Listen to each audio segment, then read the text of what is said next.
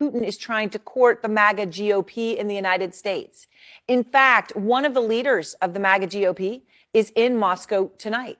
It's the man you see here with the MAGA leader, Donald Trump, Tucker Carlson. Possibly there in Moscow to interview Putin. Definitely there as a Putin supporting celebrity. As a human being, so many people look up to you. They rely on you. No one can imagine how hard that is. Do you do anything for yourself? Are you ever able to take a minute to read or to listen to music or something to sort of give yourself that a moment? I have such moments, important, to be in silence, to be alone. Alone, how can I be alone? Alone I can be with music, it's true, or with a book.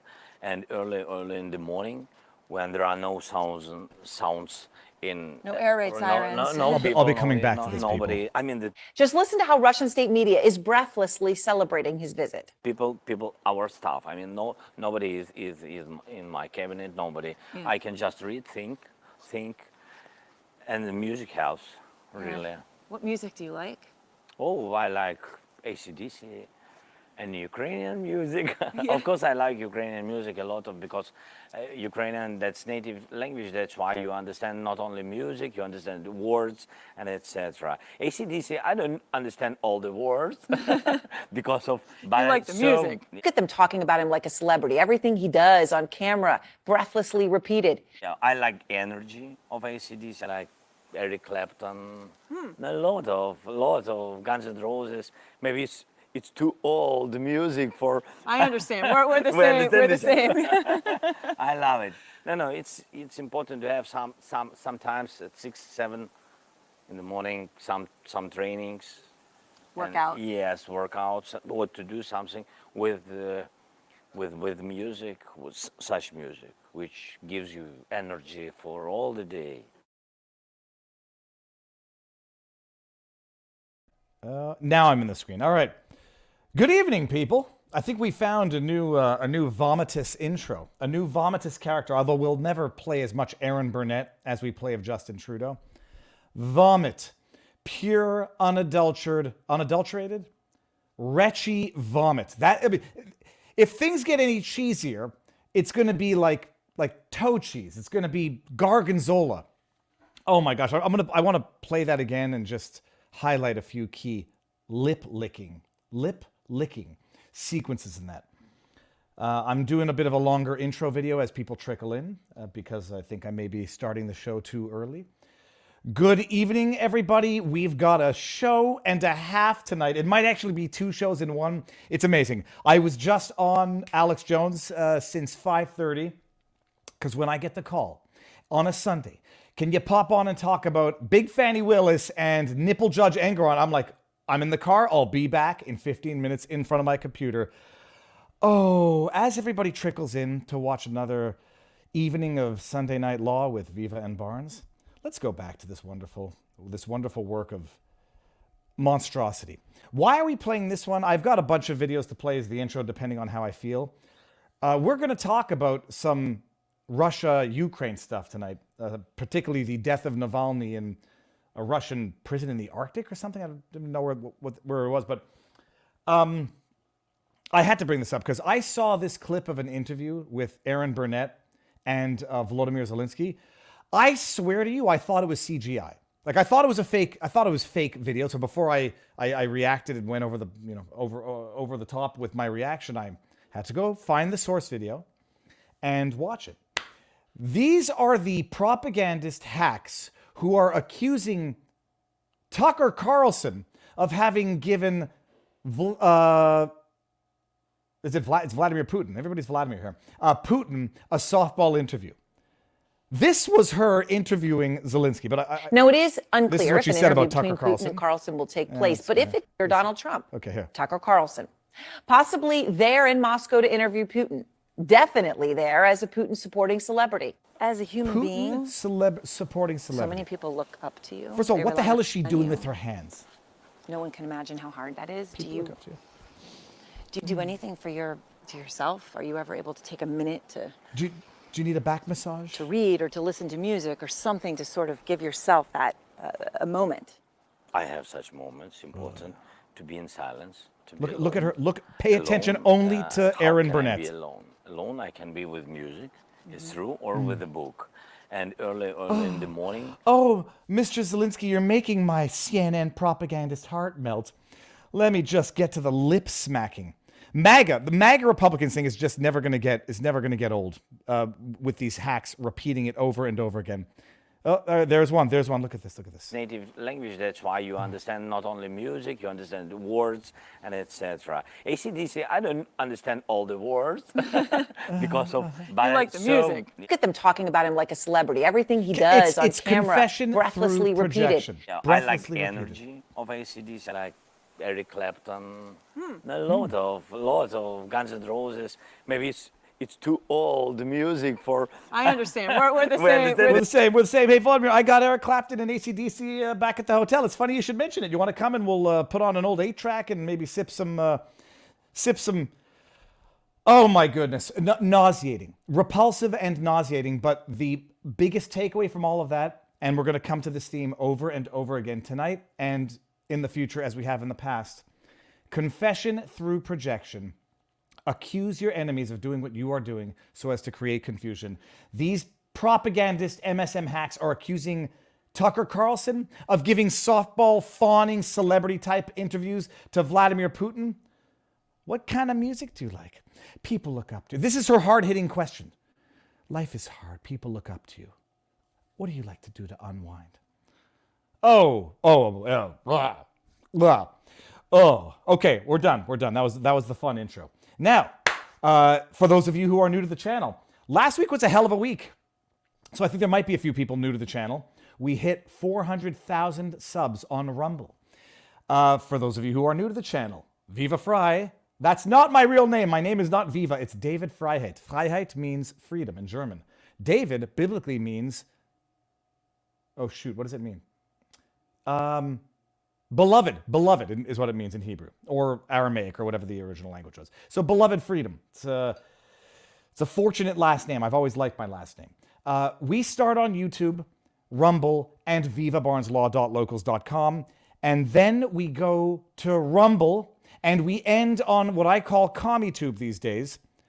Rumble stream is not up. That's not true. I'm watching it right now. Hold on. I see it on Rumble. Refresh your screen if it's not up on Rumble, unless you're trolling. I don't think you're trolling the good doctor. Doctors, if you're a good doctor, you're not trolling. I'm joking, but refresh it. We're live on Rumble. Let me see here. We're live on vivabarneslaw.locals.com. So we start on YouTube, Rumble, vivabarneslaw.locals.com. About half an hour in, we end on Censorship, Commie, Narrative Controlling Tube, YouTube. Head over to Rumble. And then we end on Rumble and we go to the after party at vivabarneslaw.locals.com where we answer tipped questions of $5 or more. Okay, now, little housekeeping, as we say in the industry. You may have noticed that this stream says contains paid promotion because it does, and it is our beloved sponsor, fieldofgreens.com. How many vegetables did I eat today? You don't want to know. I have an obsessive compulsive disorder. I want to eat things, but I don't want the calories of eating. So arugula is very low in calorie, high in fiber, high in nutrients. I ate an entire container of arugula today. You're supposed to have between 5 and 7 servings of raw fruits and vegetables daily.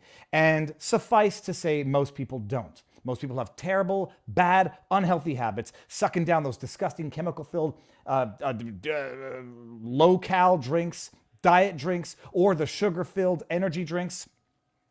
Take a spoonful of this twice a day.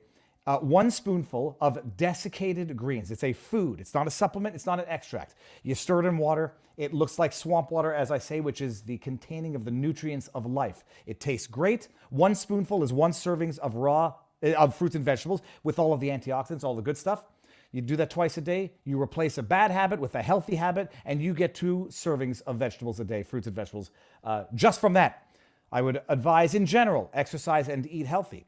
But if you can't, if you're traveling, whatever, fieldofgreens.com, desiccated fruits and vegetables. It's delicious. It's healthy. Go to the website. It will take you to Brickhouse Nutrition, fieldofgreens.com. If you put in promo code VIVA, you get 15% off your first order and free rush handling. Oh, yes, and look at this. Would you look at that, people? It's on my desk because I actually love the way it smells. And that's it. Thank you. The link, hold on. I have to have put the link in the description. I did. Okay. Whew. Got nervous for a second. Fieldofgreens.com, promo code Viva, 15% off your first order. Get healthy, stay healthy, and be healthy, physically and psychologically. Now, until Barnes gets in here, I've got more video on the backdrop. Oh my goodness, I cannot get over the week we had last week. I'll play the good stuff. Which one do we want to do? The moment. Oh, we're going to play this one because I don't want to play it when Barnes gets here. I know everybody watching tonight has seen it. And I was going to play my Dear Sister remix, but I don't want this entire stream getting copy claimed by copyright pirates on YouTube. So I'm going to play my unedited version. We're going to talk about the Fani Willis, Nathan Wade evidentiary hearing. But I'm just going to show you the moment a man realizes he is about to get stabbed in the back, metaphorically speaking, repeatedly, then in the front, then disemboweled for the world to see. This man, for those of you who don't know who he is, Terrence Bradley, former business partner of Nathan Wade, who's boning Fani Willis, former family lawyer of Nathan Wade, although I think it was in name only. I think Nathan Wade was drafting the proceedings and using Terrence Bradley's letterhead to make it look like he was, effectively being represented by a counsel. This man invoked privilege to protect Nathan Wade for the better part of 2 days.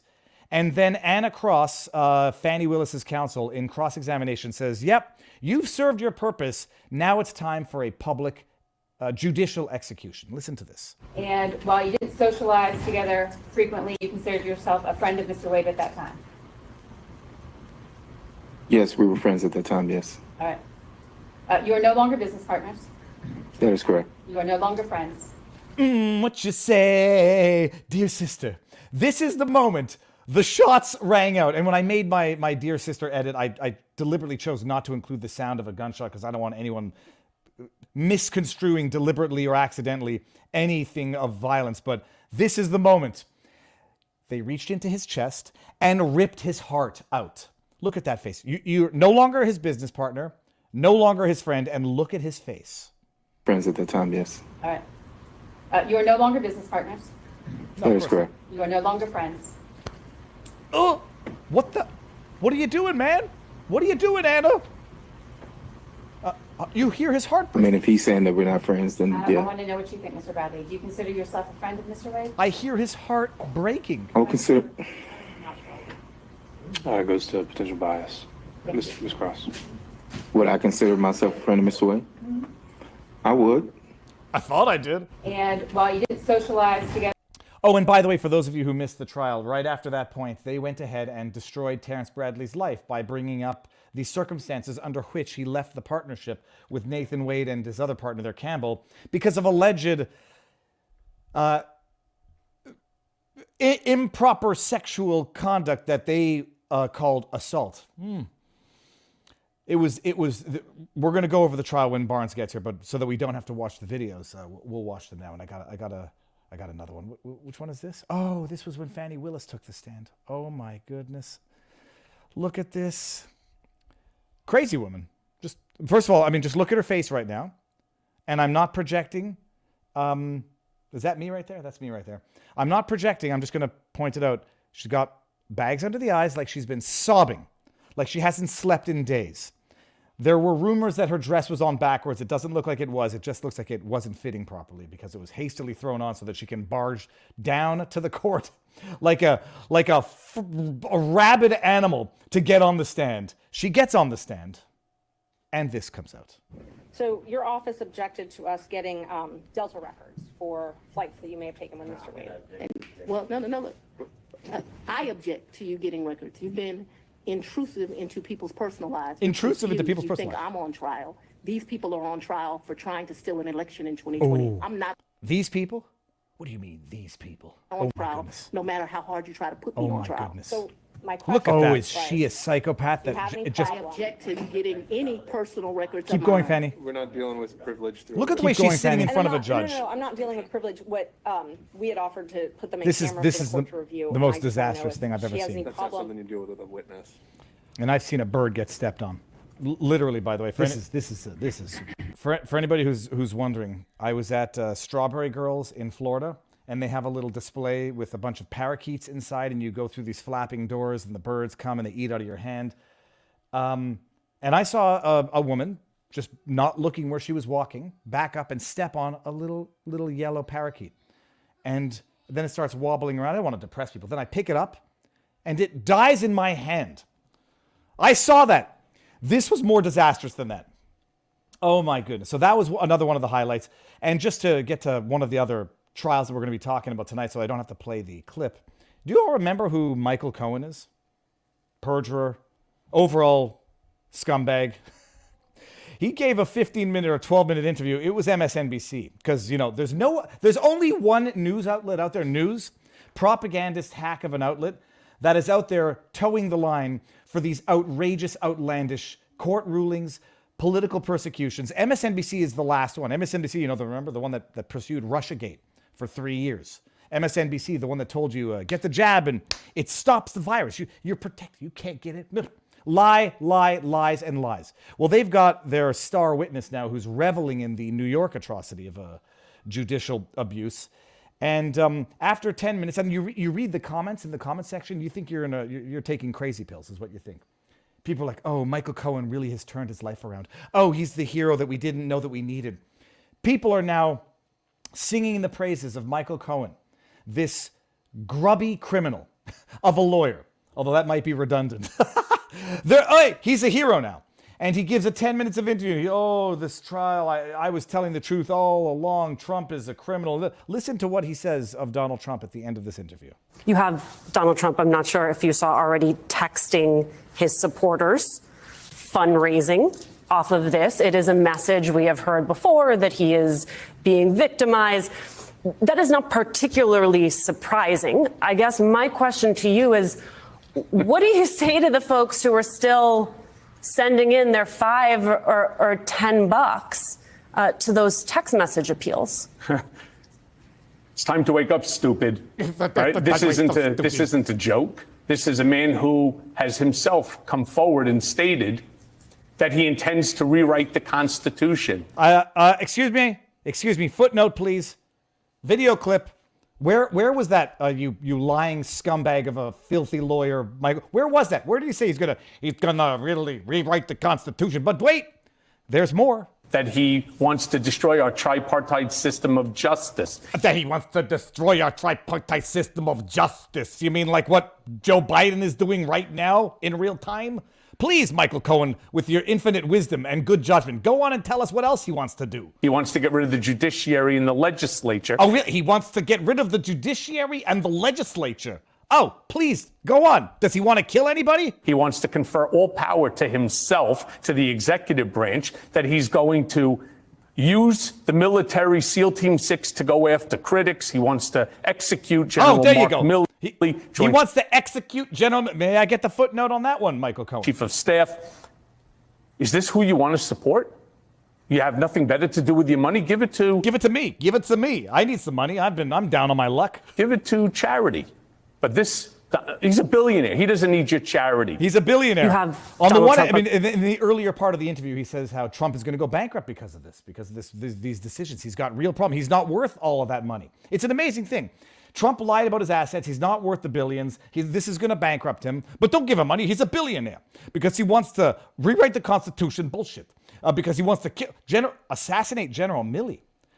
I'm not sure if you saw. I want to refresh my memory. What was I about to say about already texting his supporters? I'm going to play this again for fundraising a reason. off of this. It is a message we have heard before that he is being victimized.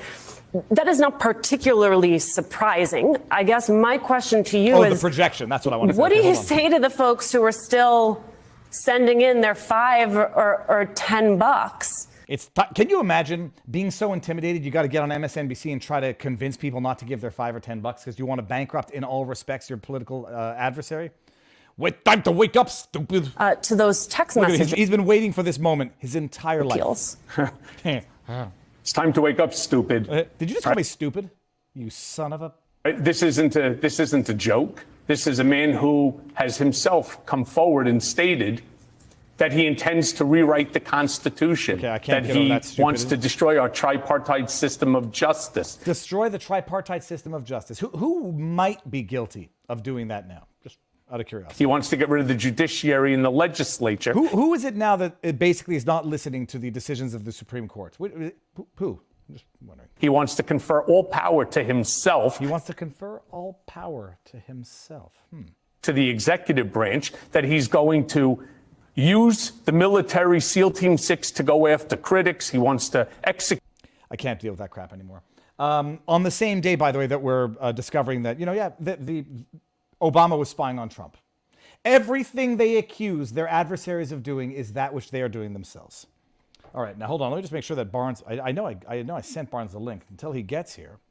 Let me see what's going on here. We got, okay, good. I got the rants open here. Let's do some rants before Barnes gets in the house. We'll do some super chats and some rants. Cheryl Gage says, loved your reaction when you realized that Fani just walked in and was going to take the stand. Dude, she did it in defiance of legal advice. They were arguing to quash her subpoena as she comes in, frazzled, unhinged, and says, I'm taking the stand. Give me these documents. You give me this, give me this, give me this. Sit down in a chair in front of a judge. You can approach.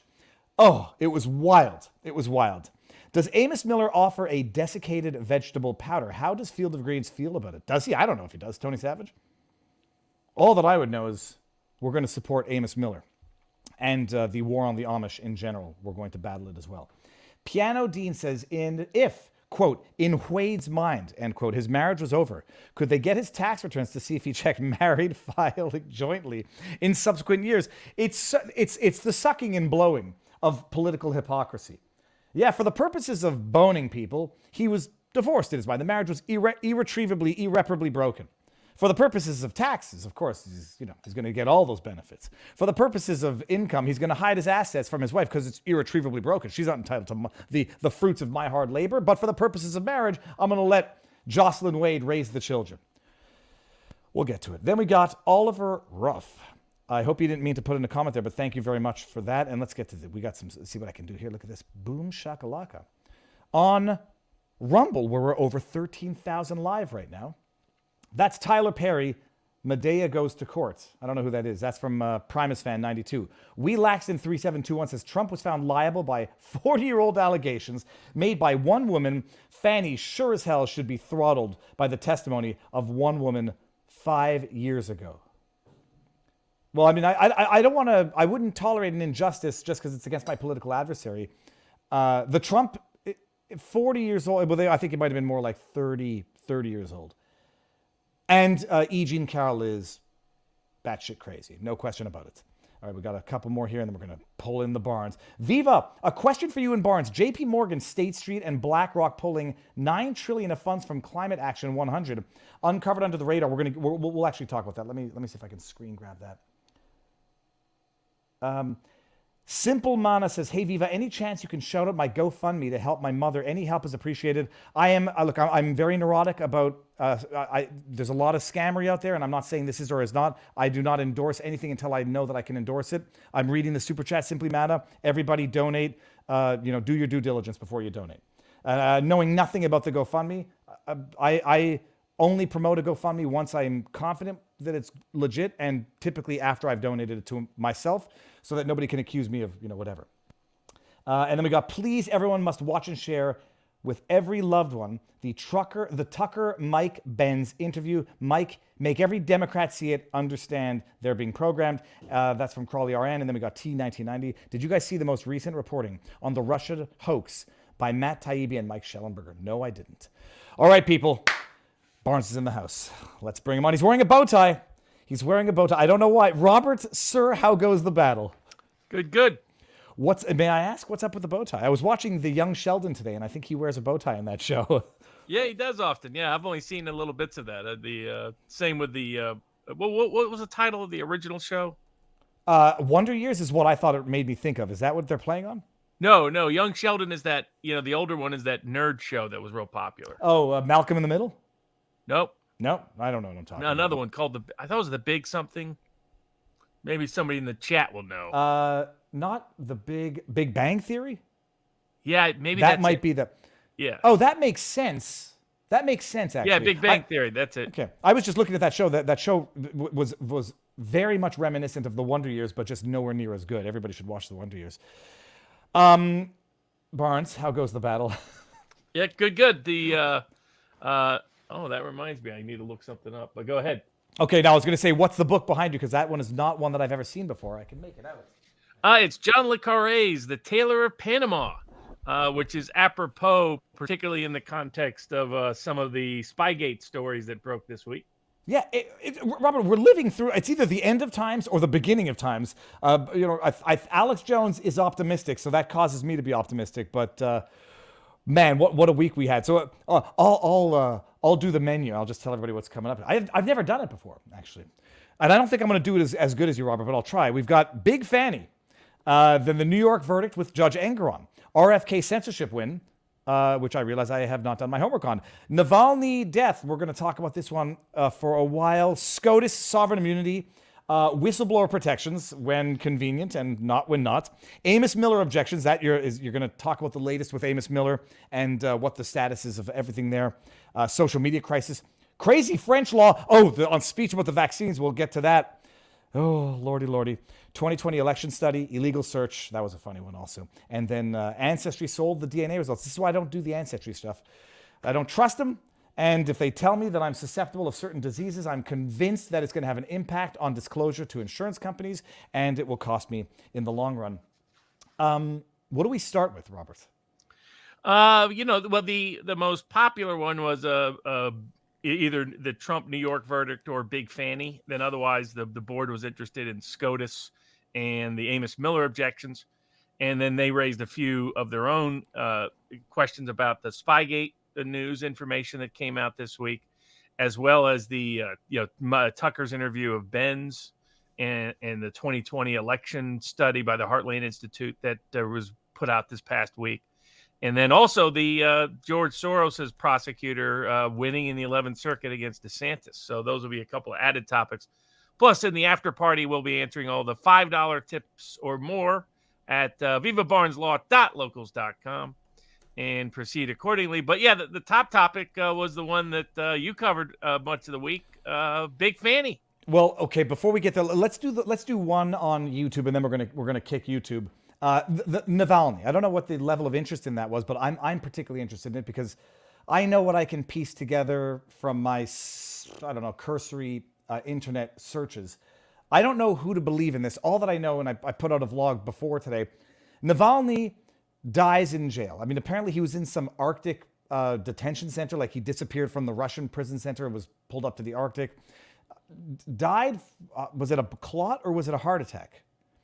We don't know the details as yet. I mean, and it had already been reported that his health was in poor shape over the past 6 months or so. So he's arrested, he's detained, he's put in jail on embezzlement, bribery, extremism charges. The bottom line is I need you to tell us who Navalny is, because I don't know who he is from a hole in the wall. I don't trust any government out there anywhere, period. Not Putin, not Zelensky, not Trudeau, not Biden. So I don't know if Navalny's a bad dude, a bad player, a CIA asset like many people say he is. All that I know is I know that Biden is bad. And so when Biden is coming out milking this for political profit, I say, where were you, A, when Gonzalo Lira suffered a very similar fate? And B, dude, did the CIA do this so that you can then use it as a pretext to force through the House that border bill turned a foreign aid bill that other than this, the bipartisan rhinos in the Senate liked, nobody likes? It's very convenient. There could be a hush-hush here. But are you able to summarize who Navalny is? Is he a good guy, a bad guy, or are they all bad guys in this? So Navalny is kind of he was the son of a factory operator from sort of the Belarus, Ukraine, Russian region, who grew up as became a lawyer in the late 90s. So he came into Russian economics and politics at the peak of when everybody was using the new Russian system to rip off the Russian people. So a lot of these guys were engaged in legally questionable behavior. If you grew up during that sort of chaotic time period when Russia's almost entire economy collapsed, culture collapsed, crime exploded, Its military was busy selling nuclear submarines to Colombian drug cartels. You had multiple wars and conflicts in Chechnya and other parts of the country. So you had basically the entire country kind of collapsed. And if you were a young professional during that time frame, you saw politics as a money-making opportunity. And so it appears, and a lot of them engaged in what was called entrepreneurial behavior that often was what would be called by most people tax evasion, embezzlement, bribery, thievery of all kinds. But it was kind of ordinary course at the time. If you were in the 90s, that's how you made your money. That's how a certain Konstantin Kissin's father apparently made a lot of money himself. I think he now denies that he was the mini oligarch and one of the first people to really capitalize on that version of Russia, but that at least was the story at the time. So that was the world that Navalny was introduced into. Politics as a tool to get rich, to be a full-scale, wholesale approved grifter. Often connected to the new oligarchs, connected to Russian organized crime, connected to corrupt government actors, connected to Western think tanks, all kind of complicit. From there, in the early 2000s, Putin begins to stabilize the country. That's the real source of his popularity. It's not, dictatorship or anything we like to pretend in the West. He's legitimately the most popular leader over the last quarter century, because of what the outcomes occurred under his governance. Radical reduction in poverty, radical reduction in crime, radical improvement in self-confidence in the military being stabilized and their security being stabilized and getting peace deals so they're not under constant threat of terrorism or global conflict in Chechnya and elsewhere. And so that leads to the next stage. How do you now make money in politics? And if you weren't going to be part of the Putin regime, and Navalny first flirted with both sides of the extremes that were the most popular alternatives to Putin. Those were the ultra nationalists in Russia, often would be labeled far right, very anti-immigrant, frequently, opposed to various forms of immigration, very often, more radical on issues of Chechnya, often blended into sort of anti-Islamic belief structures. Often had racial undertones or sometimes overt. And then on the other side of the lead opposition to Putin was the communists. I mean, there was a resurgence of the Communist Party's popularity, especially in the late 90s, because of the collapse. You had 40% of seniors in poverty. You had homelessness. You had crime. You had alcoholism. I mean, you had problems that many ordinary Russians had not experienced at that scale. And so, there's a lot of criticisms of the communist regime, but one of them wasn't that crime was rampant. For example, it was hard to commit crime because everybody knew if you did it, because everybody was equally broke, and so forth.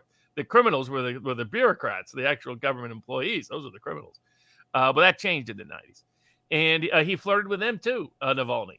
Then, the internet came to age, and Navalny tapped that and became one of the first online bloggers and used YouTube channels and ran for the mayor of Moscow. Got a little bit of support and popularity. But basically, he was kind of like a Lyndon LaRouche type figure, except not politically consistent. Very Russian during this time frame, and that their politics changed depending on the week, the month, the day, or the year. But he was all over the place until after he has a little bit of surprise success as a blogger turned Moscow mayoral candidate, and Moscow has its own Moscow Mafia, as it's called. Not really organized crime as it is a political machine that's actually independent of and separate from Putin. These people are connected to Hunter Biden and other people, for example. They have their own corrupt regime there. He all of a sudden gets an invite to a new institute set up at Yale University, the Yale World Fellows Program. The Yale World Fellows Program was being run by the wife of Strobe Talbot. This was, in fact, it was based entirely on the Clintons' World Fellows Program that they had established while they were in the White House. and they use Yale to establish it, and they invite a lot of people, supposedly, to promote global peace and prosperity and what have you. They would tend to show up with deep state aligned groups all around the world, whether Venezuela, Colombia, Africa, Asia, and the big one they picked from Russia was Navalny, of all people. And that's from that point forward, all of a sudden his politics changed. He went from being, uber right-wing and ultra-nationalist, and it was time to take back Belarus and Ukraine and everything else in the Russian Empire, to being opposed to any conflict in Ukraine. He went from being, ultra right-wing on his cultural viewpoints to saying we needed to support gay marriage. And he was personally a big supporter of BLM, which I can tell you does not have huge support in Russia. And he became kind of the fake candidate of the West. The West pretended he was the big pot. The reason why I have Taylor of Panama behind me is it's like the silent opposition portrayed in Taylor of Panama, or the secret organization in Our Man in Havana by Graham Greene, both a book and a film. It was completely fake by the West. Navalny never had more than 2% support at his peak in Russia. There was no mass support for Navalny. He was not a mass leader. Nobody cared about him in Russia. Putin didn't care about him until he showed up as a Yale Global Fellow. And then he was like, what's going on here? What are they trying to use this fellow for? What's he up to? His campaign manager was caught on tape trying to pitch the West, hey, give us $20 million and we'll overthrow the government for you. Now, what happened is he had always been involved in embezzlement schemes. He, his brother, other people. But most of those schemes were not criminally prosecuted very aggressively. What happened, in fact, but after he shows up as a Yale fellow, all of a sudden the Russian government has a little more interest in him, and they do prosecute him for those old embezzlement schemes. I mean, he had like a half dozen ones. Every time he turned around, he was involved in some new embezzlement scheme. But that's how you made money in Russia during that time frame. Grifting was a way of life. It was a professional occupational path. Navalny called it just good entrepreneurial work. That's how they defined it there in Russia. It's kind of like what the Africans learned from colonial government, that bribery was just a way of, that's what good government equaled, because they witnessed it in live time. So, but he was put on probation, suspended sentences, but he kept getting into trouble over and over again. Now, the other thing he did is he used his new YouTube channel. So he was one of the first people in Russia to, for being an online blogger, also one of the first people to use YouTube in a particularly effective manner. Apparently, he had 6 million followers at one point on his channel. Oh, exactly. Boosted big. Now, part of that was because he was a Western-backed guy. The West was backing him to support him with this idea that he would be the next president. They really convinced themselves. I think some were the smarter ones knew they were lying. Your Kissingers of the world knew this guy was an unpopular version of Lyndon LaRouche. But the delusional ones convinced themselves that, it's like in Taylor of Panama, where the general says, gentlemen, there's a star missing from our flag. Talking about, waging war on Panama to add star number 51. There were some people like that in the West that really convinced your Condoleezza Rices of the world, some others, convinced themselves he was this deeply popular leader. He never had any popularity ever in Russia. But he had global, a lot of the 6 million weren't Russians. But what he did a good job of was, in his grifter space, he became a guy who you could pay him to rat out your enemies. So if you had an enemy within the government or an enemy within the Russian economic structure, you would go to Navalny, feed him a bunch of dirt about your opponent, and rat him out. Now, he got into trouble for this because he did no due diligence on any investigation he reported. So he got successfully sued for defamation, for libel, for other conspiracies, because he couldn't back up what he claimed. But he developed this sort of gadfly, ne'er-do-well, protest outsider challenger within, particularly the younger population within Russia that was big in social media, kind of liked him. But that was the extent of it. He had no popular appeal beyond it. And then once he was like doing pro-BLM stuff, pro-gay marriage stuff, pro-Ukraine stuff, he lost all appeal entirely. So, but the West convinced themselves that they could stage a coup, that they would overthrow Putin, and they would put Navalny in. And so he goes through this very peculiar thing where he's on a plane and supposedly he's poisoned. And so he has to go to Germany to get treatment. poisoned with, like, they said, Soviet era radioactive material. Yeah, they keep saying it's this incredibly powerful poison that manages to never kill anyone. Right. So it's like if Putin wanted you dead, yeah, you'd be dead. Well, we saw it with Poroshenko. I mean, it'll happen if Putin wants it. Oh yeah, of course. So Putin only cared about this guy to the degree he was a nuisance tied to the West that the West wanted to utilize him for. Beyond that, he was very insignificant in Putin's world, and in the ordinary Russian could care less about him. But so he uses this to generate lots of coverage in the West. He goes to Germany. Oh my God, the Putin tried to kill him. He's the next great leader. And remember, this is when all the West media was saying Putin's about to be overthrown. Putin's has health problems. But Ukraine is a disaster. So they really had convinced themselves. Some people in the West, like Taylor of Panama, really convinced themselves Navalny was the next president of Russia. There was zero chance of that ever occurring. Zero. So he stages his little event. They claim that Putin poisoned him. But they won't allow an independent. Russia's like, let's do an independent investigation. Let's have multiple countries involved and see what happened. Oh no, Germany. We can't do that, Germany. No. It's all fake. So dude goes back to Russia now, but of course because he fled to Germany and staged this whole nonsense, he's violated terms of parole or something. Yeah, again, this guy was given like 3 suspended sentences. Right? I mean, he got convicted again and again and again and again for multiple crimes. The Western excuse was always, oh, this is politically motivated, etc. They couldn't factually disprove any of the claims. It was quite clear the guy did commit the bribery and embezzlement. Again, his defense is, hey, everybody was doing it in Russia. That's how you made your money. But so he goes back, and now because they were clearly Putin sees they're trying to use Navalny to stage a coup, he's like, okay, maybe it's time that our Russian justice system apply a little bit of old school justice. And so they sentence him to prison. So let me stop you there. Why does he go back? Does he go back thinking that he actually stands a political chance of... Either the West, he's convinced one, he's doing his job. This is whose new line of money is.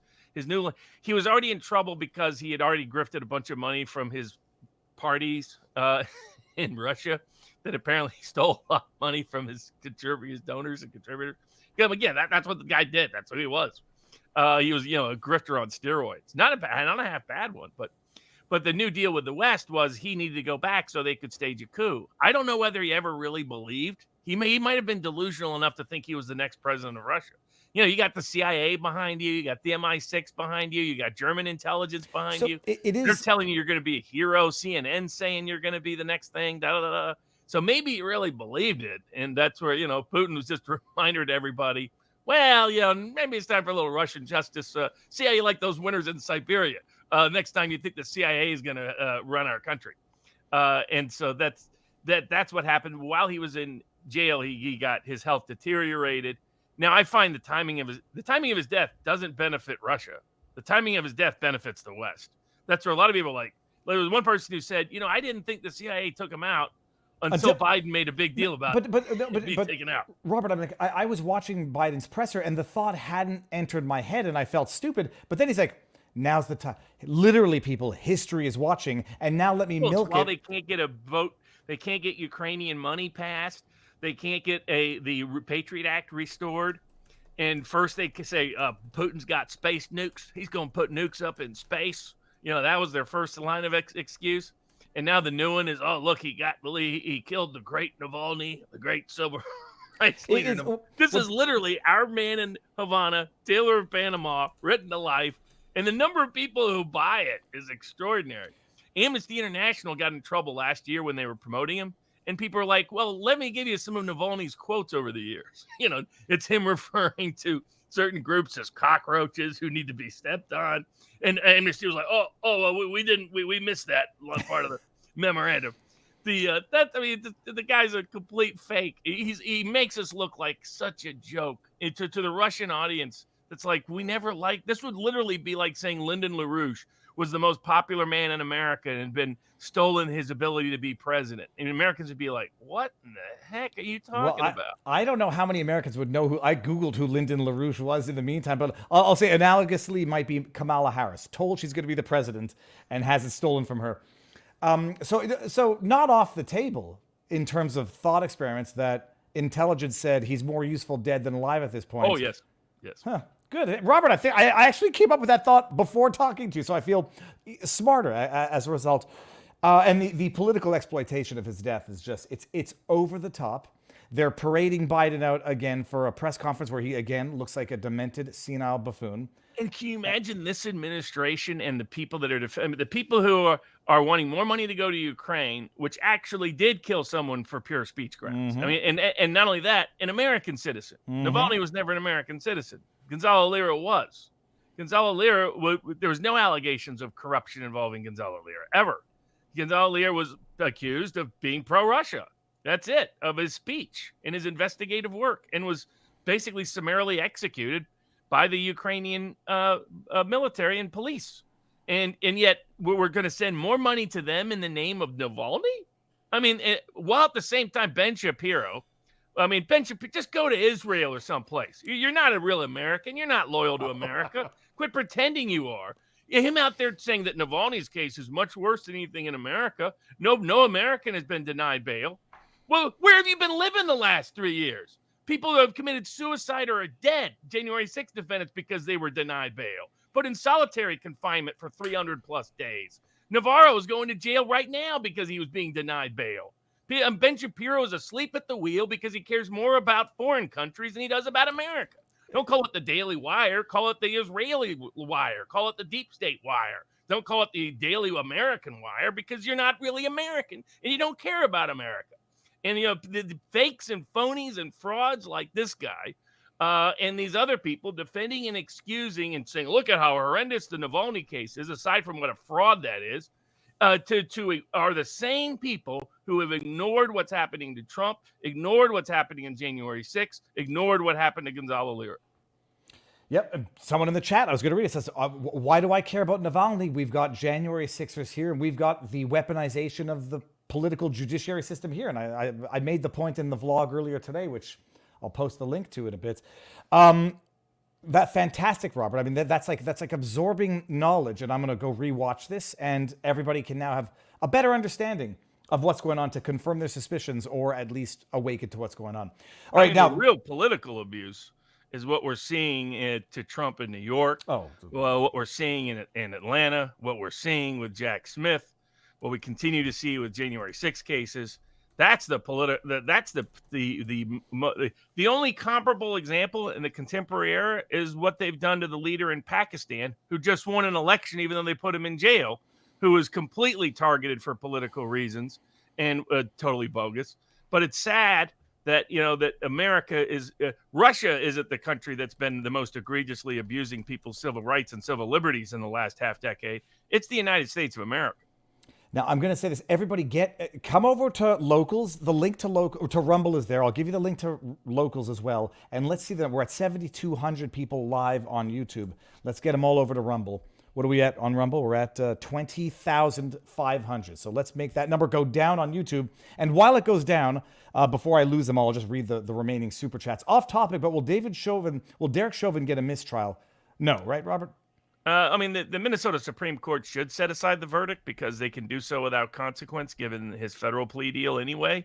And it's the right thing based on the arguments we articulated, but I don't know if they have the political courage to do it. We got Navalny might indeed have believed he would be the next president of Russia. After all, look at Zelensky. Yeah. He likes to listen to AC/DC. Did everyone buy the new golden Trump sneakers? $400 a pair. Dude, I might want to. I could justify that as a business expense. Remember, Wade sent a message to Bradley. They were thinking about reminding him about privilege. My guess, it was the woman name. Oh, no question about that. All right, we'll get to that in a second. Okay, and that's it. So now we are under 7,000. So come on over, people, when you watch this. The link is in the pinned comment. We're ending on YouTube because Rumble deserves our feet, eyes, and dollars. Done. So Robert, we're gonna start with New York because can I swear? I haven't had the gin yet. So no. I'm not going to swear, but I'm going to have gin soon. What the fudge, Robert? Okay. So the question I texted you beforehand, because I wanted to make sure I could get clear on it before going on Alex Jones, the initial order from Engoron to dissolve the businesses was stayed pending appeal. In this particular order, Engoron abandoned the dissolution of the business certificate and just went with certain executives can't be on the board for 3 years or whatever. They can't act as executives for 3 years, depending on who it is. and a disgorgement. Just a cool $355 million. I don't think people. That was pre-interest. Oh, But that's what I was just going to get to. Because I don't think people know this. There's $98 million in pre-judgment interest at 9%. So when the government can't generate its own wealth, it's going to seize the assets of private citizens and then impose 9% interest for the court, for justice. It's just over the top. Some people out there are saying that this was something of a judgment on the merits because the summary judgment was only on the fraud as relates to Mar-a-Lago. I think that's wrong, Robert. Is that not wrong? It's partially wrong. In other words, there were aspects of the case that were left for bench trial, but the summary judgment still presides over large parts of the case. So in other words, like half the case had already been pre-decided, another half was decided at this level. But it was more the remedy, honestly, than anything else, because he had eviscerated most of the defense, both by denying a jury trial and by denying a lot of evidence to be admitted and by making a summary adjudication in the first place. I mean, it wasn't a surprise if you had been watching this judge, but you could tell a lot of Americans were shocked by it. I mean, because most Americans had only, barely tuned in at all to anything going on. And I think a lot of business people were bothered by it. That you saw people who are not pro-Trump come out and say this is one of the most outrageous verdicts ever. And what we had been warning about now for years about this case, all of a sudden they started to realize, this is what the government can do. This is what corrupt courts can do. It's like it's a little late to wake up, but yes, I mean the fact this case was ever being pursued in the first place was completely groundless and baseless. There was no fraud claim. This is a misuse and abuse of state power. The nature of the verdict violates not only a lot of New York law, but in my view, violates both the due process and excessive fine clauses of the Constitution because it's disproportionate. For example, jury is not allowed to do punitive damages at bigger than a thumb ratio, to quote Justice Breyer, which I thought was preposterous standard. But basically, you're about 5 to 6 to 1. You're not allowed to have punitive damages 5 to 6 times more than the real damages, or it's considered a due process violation. The excessive fines is somewhat similar. It has to be proportionate to the underlying injury, or it's considered a excessive fine under the 8th Amendment to the U.S. Constitution. And that's clearly what is here, because here there's zero real damages. Zero. And so to say, well, I'm just going to fine you effectively $500 million is unconstitutional. It's as absurd and asinine as you can get. It shows the misuse and abuse of this law, which means this law needs to be invalidated constitutionally. Never should have existed. The state should not have this power. It should always be premised and predicated upon it. This statute's never been applied outside of an actual fraud victim case, ever. This is the first time ever. This is similar to what they're doing with Amos Miller. Amos Miller, none of his customers are complaining or have ever complained. No one who's ever received food from him has ever complained about him, even though he's distributed millions of food items over a quarter century to tens of thousands of people. And yet the government's demanding he be shut down. It's like, what? Who are you protecting? You're not protecting anybody that you're supposed to be protecting. Here's the same thing. But people were shocked that it was even possible that you could have somebody make their own, that they could just say, we don't like how you do business, even though it caused no harm to anyone and no monetary harm to anybody. We're going to bankrupt and destroy your business. Well, and people are shocked. This is what this case has always been. And just to add, it's not that nobody was harmed, only benefited. The banks got repaid in full. Testified in his favor. It's like the Amos Miller case. The only so-called victims, the actual customers or recipients or other side of the bargain, testifying in favor of Trump. Well, it's unheard of. Testifying. You're saying there was a fraud when the people you claim were defrauded are testifying in favor of the defendant. And testifying in favor of the defendant, but after the summary judgment, so that it wasn't even as though it was going to have an impact on the finding of liability already. And the judge called it disgorgement of ill-gotten gains, to say that he didn't pay enough in interest because he didn't pay enough in interest because he overvalued his assets. So the banks, the Deutsche Bank, gave him preferential interest rates on Even loans. though that he knows it's a lie. I mean, the judge is lying.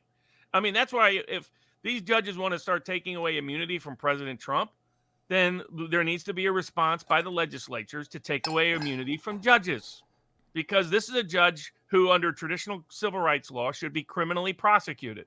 Now, that Trump should have the right to civilly sue him, and the government should have the right to criminally prosecute Judge Engoron, because he's a criminal. That's what he is. He lied in his order.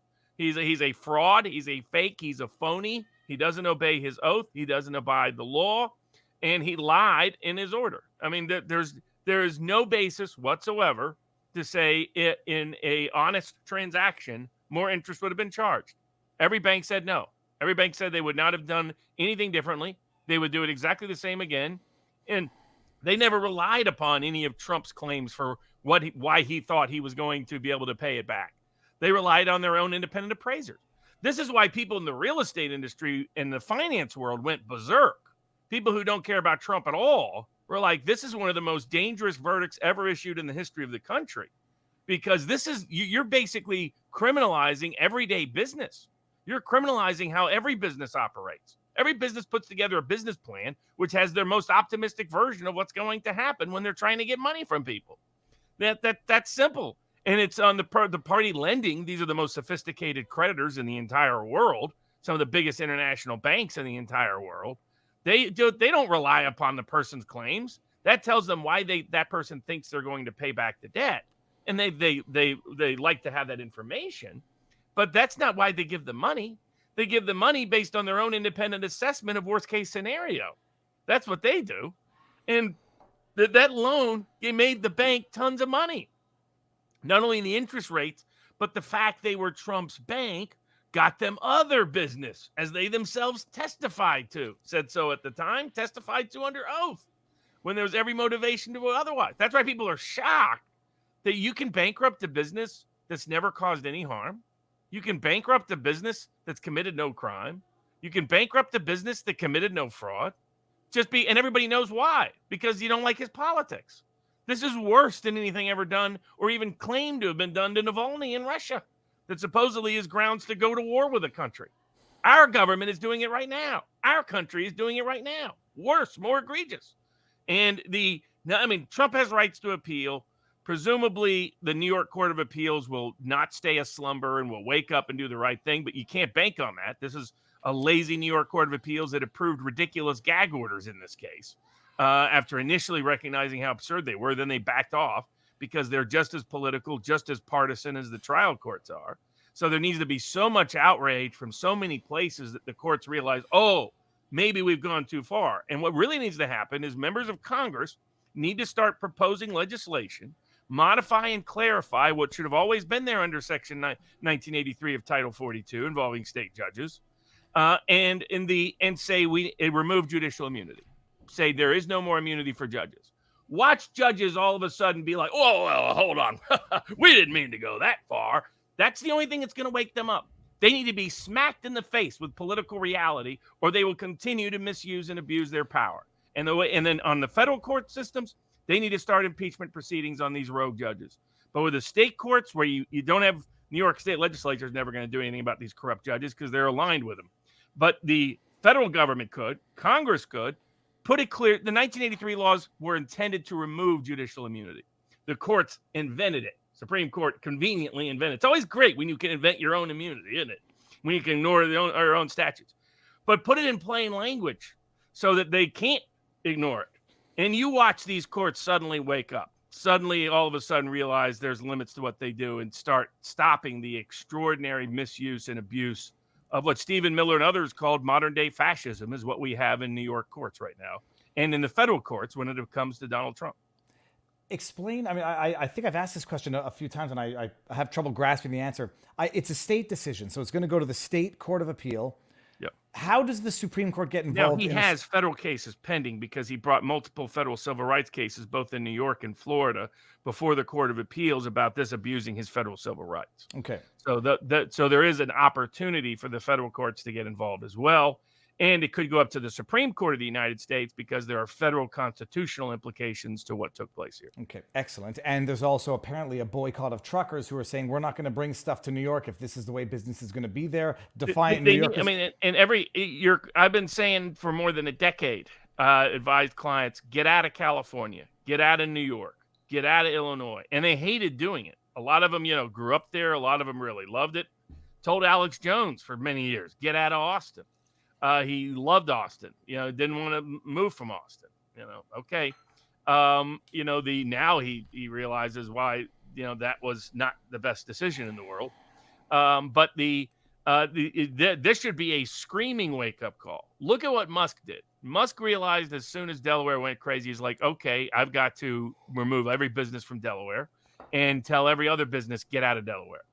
And that's the only thing that's going to wake up Delaware courts. Delaware courts only have the business they have and the power they have because they were perceived as politically impartial courts that would not be impacted, that would respect the business deference rule and the business judgment rule. Once they didn't do that as to Elon Musk, and Elon understands it. I mean, he's also said the reason why he bought Twitter is he recognized they were politically coming after him, and they continue to politically come after him because he's promoting free speech.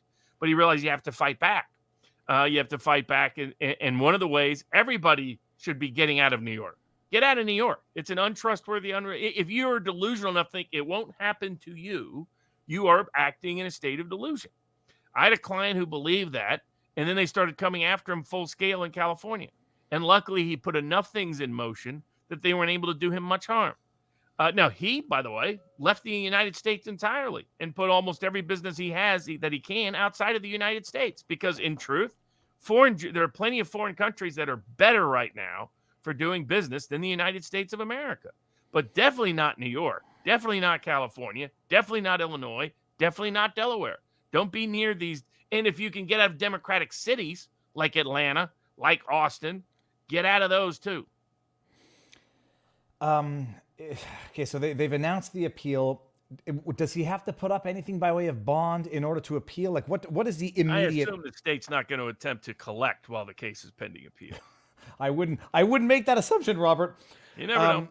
All right, well, that's the level of corruption coming out of New York. But let's go from one corrupt state to another corrupt state that's a little bit to the south, Georgia. Robert, I mean, you're still a practicing lawyer, so you can't spend all day watching some nincompoop react to the most outrageous evidentiary hearing ever. I don't know how much of it you saw, but I presume you got the overview summaries. How effing wild was that 2 days of hearing? Well, what's your take? I mean, I know you had your 22-minute summary. Still that too long. I saw part of, but like, what was your takeaway from were you surprised by it? Were you shocked by it? What were you? I was flabbergasted. I mean, flabbergasted at the level. It's like gangster level corruption at the district attorney level office. I mean, everything about it. I was flabbergasted at the corruption. I was flabbergasted at the incompetence. I was flabbergasted at the fundamental, the incompetence entitlement of these buffoons like Nathan Wade. I was juxtaposing Fani Willis's testimony, which was frazzled, unhinged, insanely idiotic, to her composed speech in front of the church. I hired a superstar. Nathan Wade, the superstar? That man, I don't know if you saw the mashup where they ask him, like, have you ever been to a cabin with Fani Willis? And he's like, a cabin. And he's thinking, it was a solid 30 seconds. Someone looped in Marvin Gaye's Let's Get It On with a little cloud bubble of Fani Willis, like in lingerie. They're incompetent buffoons at the base level. All of them.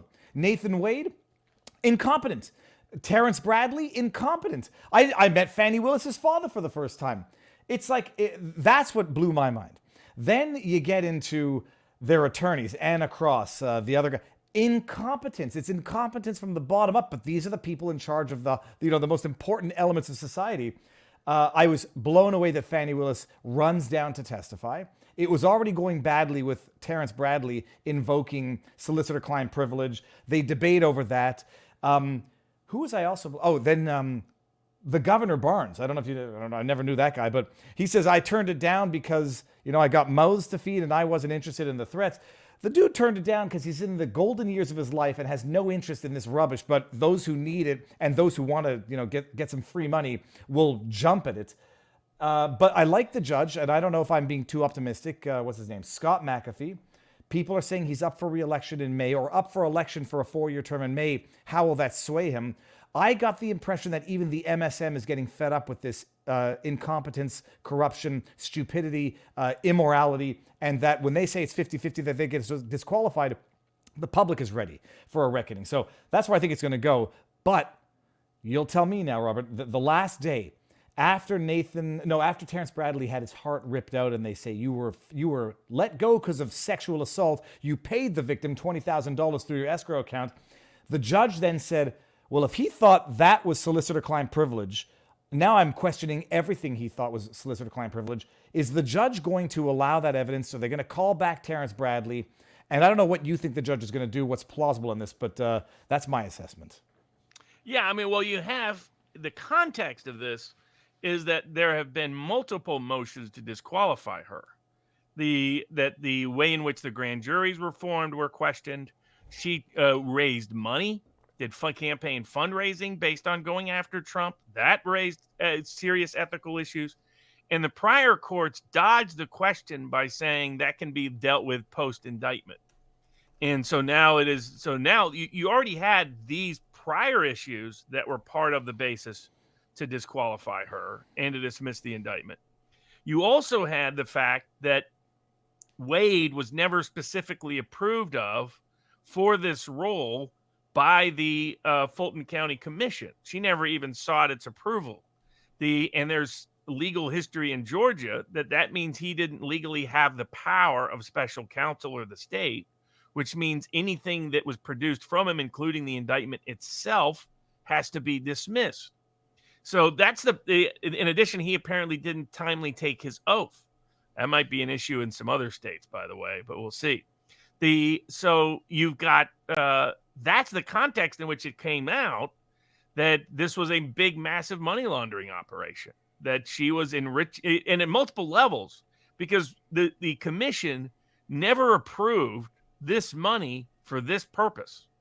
This was a bunch of special project money she got to hire new prosecutors due to the backlog that built up from the COVID lockdowns. And she's like, look, we got a bunch of criminal cases we need prosecuted, or guilty people are going to walk. And it's kind of committed. Okay, well, we'll give you millions of dollars more. She then took it for a different purpose than the money was given and spent it on prosecuting Trump. She wasn't given approval for that. So you didn't get approval for this special counsel. He never timely took his oath. She was raising money based on campaigning against Trump.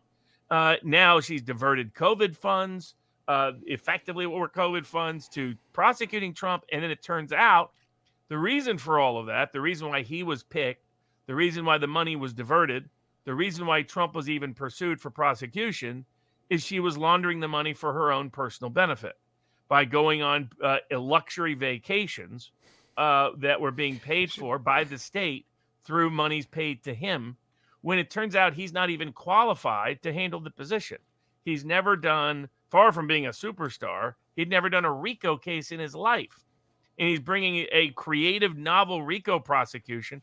That the other little secret here is the reason why Barnes, he wouldn't admit this. Because he would never take it. Yeah, it's because the case is garbage. That's why. He's not going to take a preposterous case, pursuing a preposterous theory that's going to end his political career and ultimately bankrupt him just for a little bit of upfront cash. The amazing thing, by the way, from Barnes's testimony also, the whole object of his testimony was that he was Fani's number one pick and Wade was the second thought. Barnes testified that Nathan Wade was at the meeting where Fani Willis approached him. She had already picked Nathan Wade. She wanted some old, respected individual to give credence to her bullshit legal theory. To be the cover guy, to be the face in front of the operation.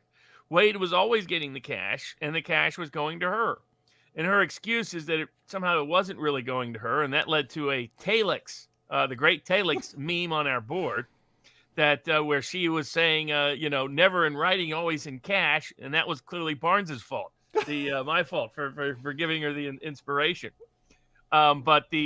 So what's clear to me is, from a political perspective, it's an embarrassment. The legal standard is there a conflict of interest? The Georgia prosecutorial ethics rule requires that you have no appearance of a conflict. And it's considered a conflict if anything could impact your impartiality or the appearance of impartiality. And in particular, you're supposed to have no personal, pecuniary, or financial interest in the prosecution. Here, clearly, she did.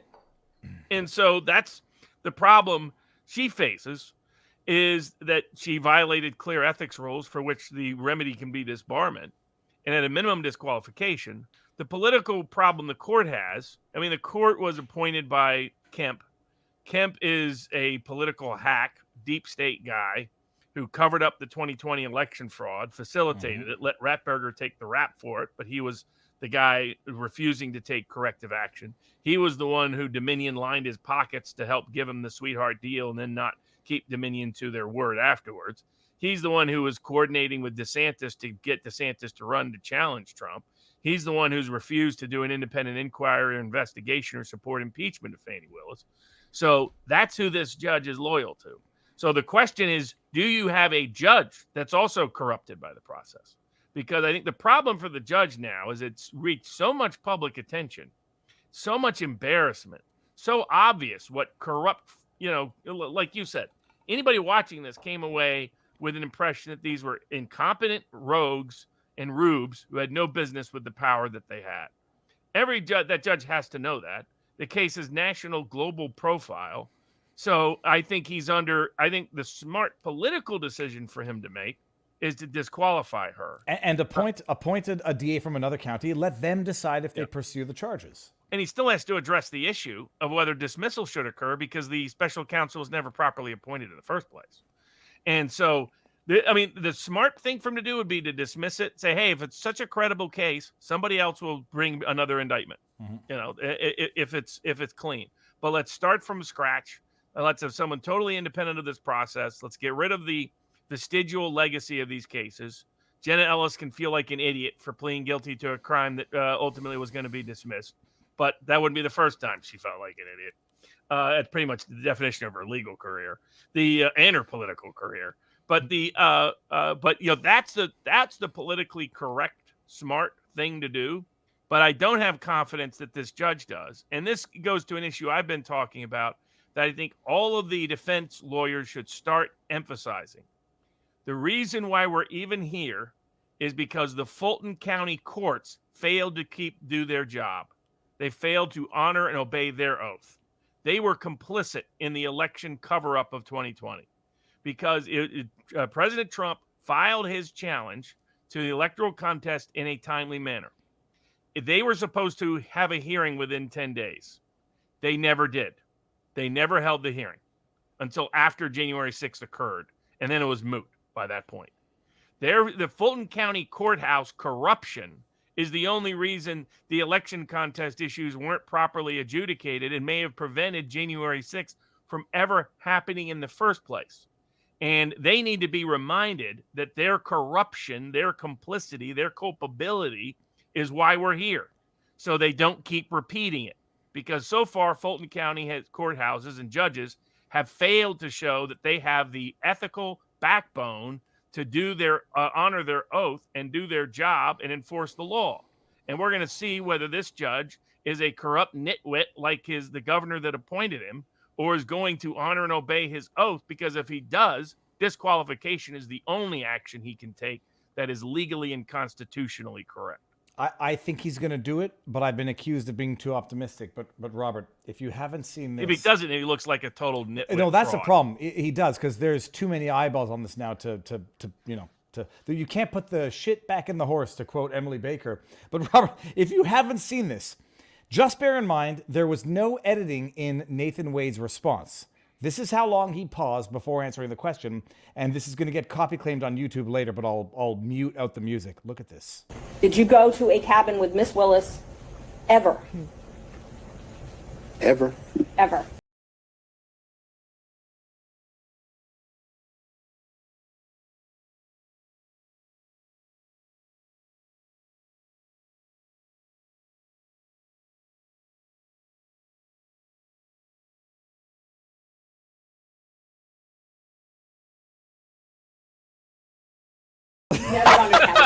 No.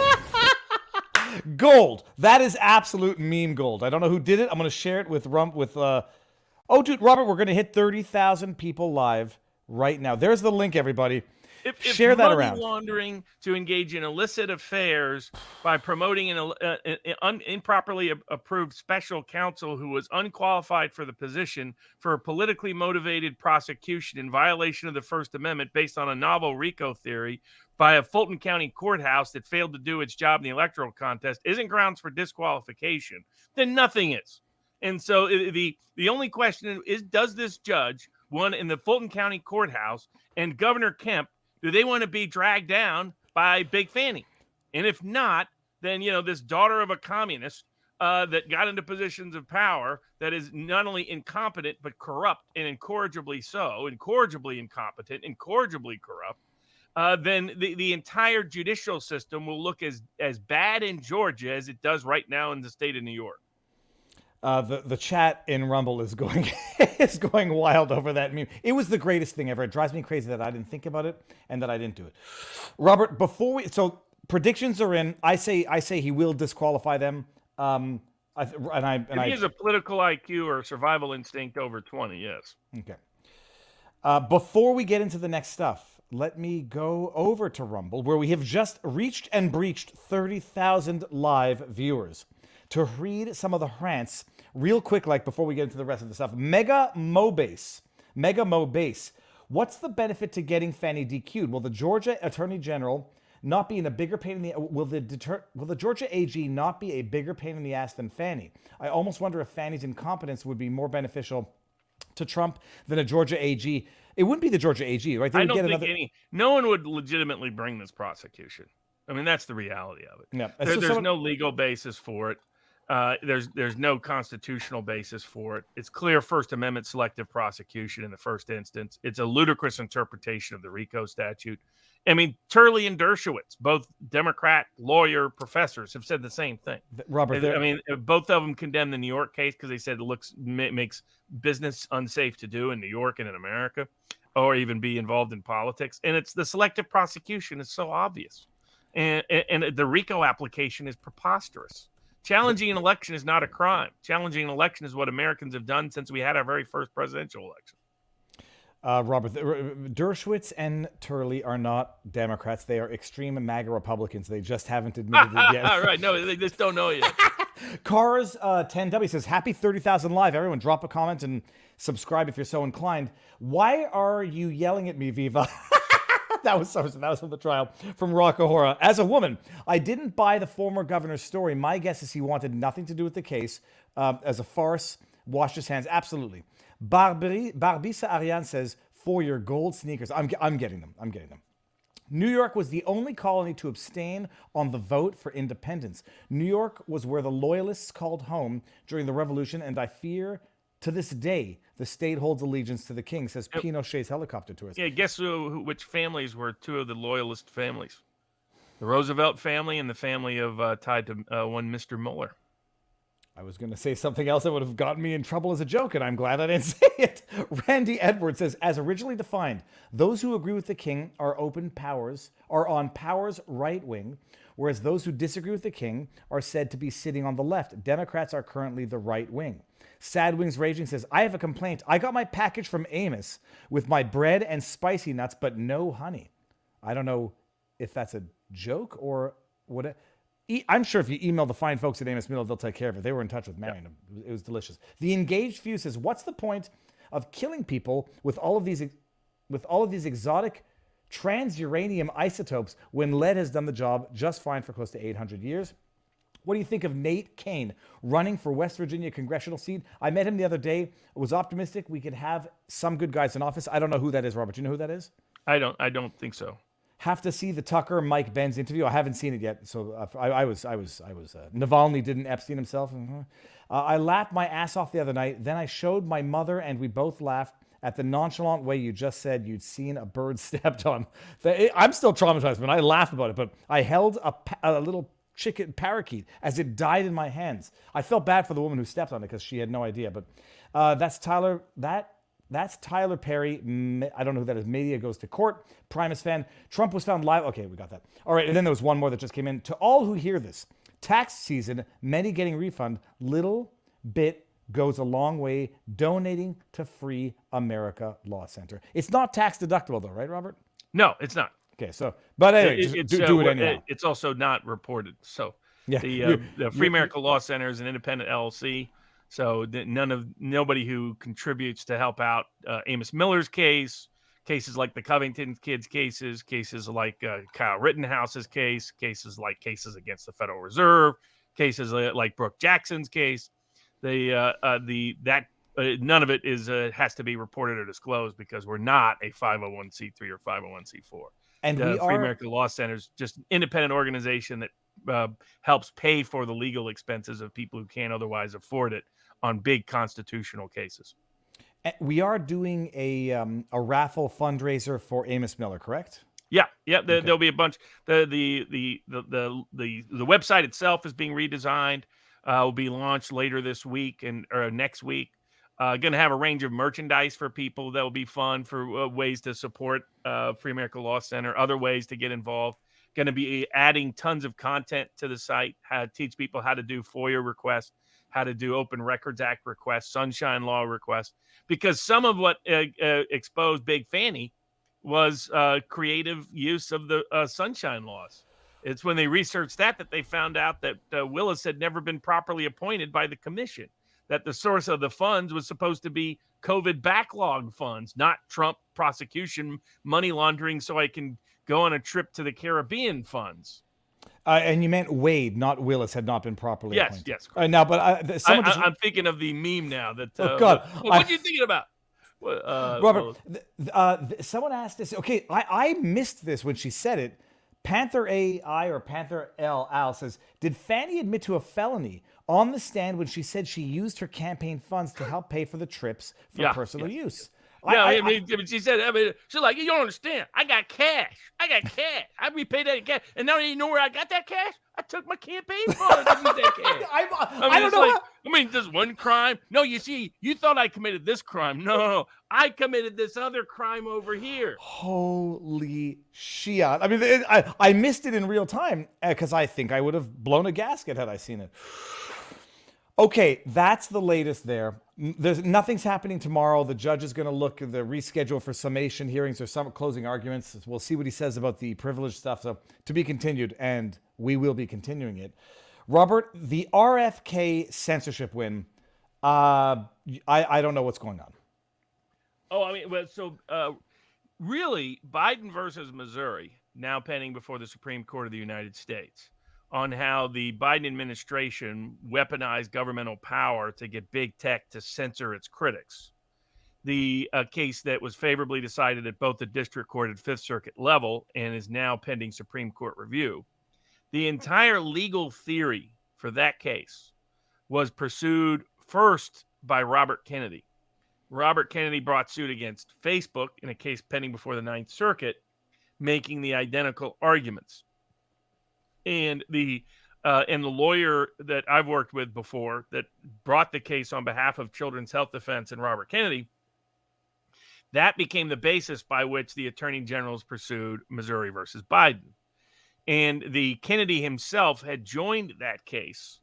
Originally filed it in Texas. The case got transferred, and ultimately he joined the Louisiana case and asked to join the Supreme Court case. And the justices denied his intervention, but Justice Alito said he should have been allowed to join because it's clear he's the number one target of the Biden administration censorship efforts. Has always been Robert Francis Kennedy Jr. And so he brought the suit in Louisiana, and once he was denied his right to intervene at the Supreme Court level, went back to the district court judge, the good Judge Doty, who also made excellent decisions in the COVID context on both masks and vaccine mandates. And was the one who originated the Missouri versus Biden decision, pending in Louisiana because Louisiana joined the decision. That attorney general is now governor of Louisiana, probably in part because he was wise enough to pursue that litigation. And so the court decided, well, now the Supreme Court didn't let you intervene, I can address separately whether an injunction should be issued on your behalf. And one of the critical components was the court's recognition that any censorship effort, guess who has standing to sue? Any person who didn't get to listen to the person censored. And I've been arguing this for a long time. Credit to Bobby Kennedy, who's been advancing this for a long time. But courts had not been listening themselves to that argument. Now they are. And this judge recognized not only was Bobby Kennedy censored, but other people have standing to sue who brought claims in the case because they were denied the opportunity to listen. And that given that Mr. Kennedy is one of the most critical critics of pandemic-related policy, and given that that can easily reoccur and repeat at any time, he's at ongoing risk of being continually censored, and in fact has been continually censored by the urging of the government since he brought the case. So the court extended the injunction and said his civil rights and First Amendment rights are being violated. Children's Health Defense First Amendment rights are being violated. The people who want to listen to Bobby Kennedy and Children's Health Defense rights are being violated. He determined that much of the censorship of Kennedy and Children's Health Defense had no basis in the rules of the social media organization themselves, that it would not have occurred but for the Biden administration asking, ordering, and demanding it to occur. So consequently, there was no independent private actor. This was a state-corrupted, state-colluded action that only happened because of the corrosive influence of the Biden administration, because the conduct of Bobby Kennedy and Children's Health Defense never violated the terms or rules of either Instagram, Facebook, YouTube, or any of the others.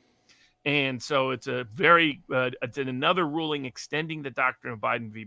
Missouri, but in this case to Bobby Kennedy, and how Bobby Kennedy was the origin of all of this censorship.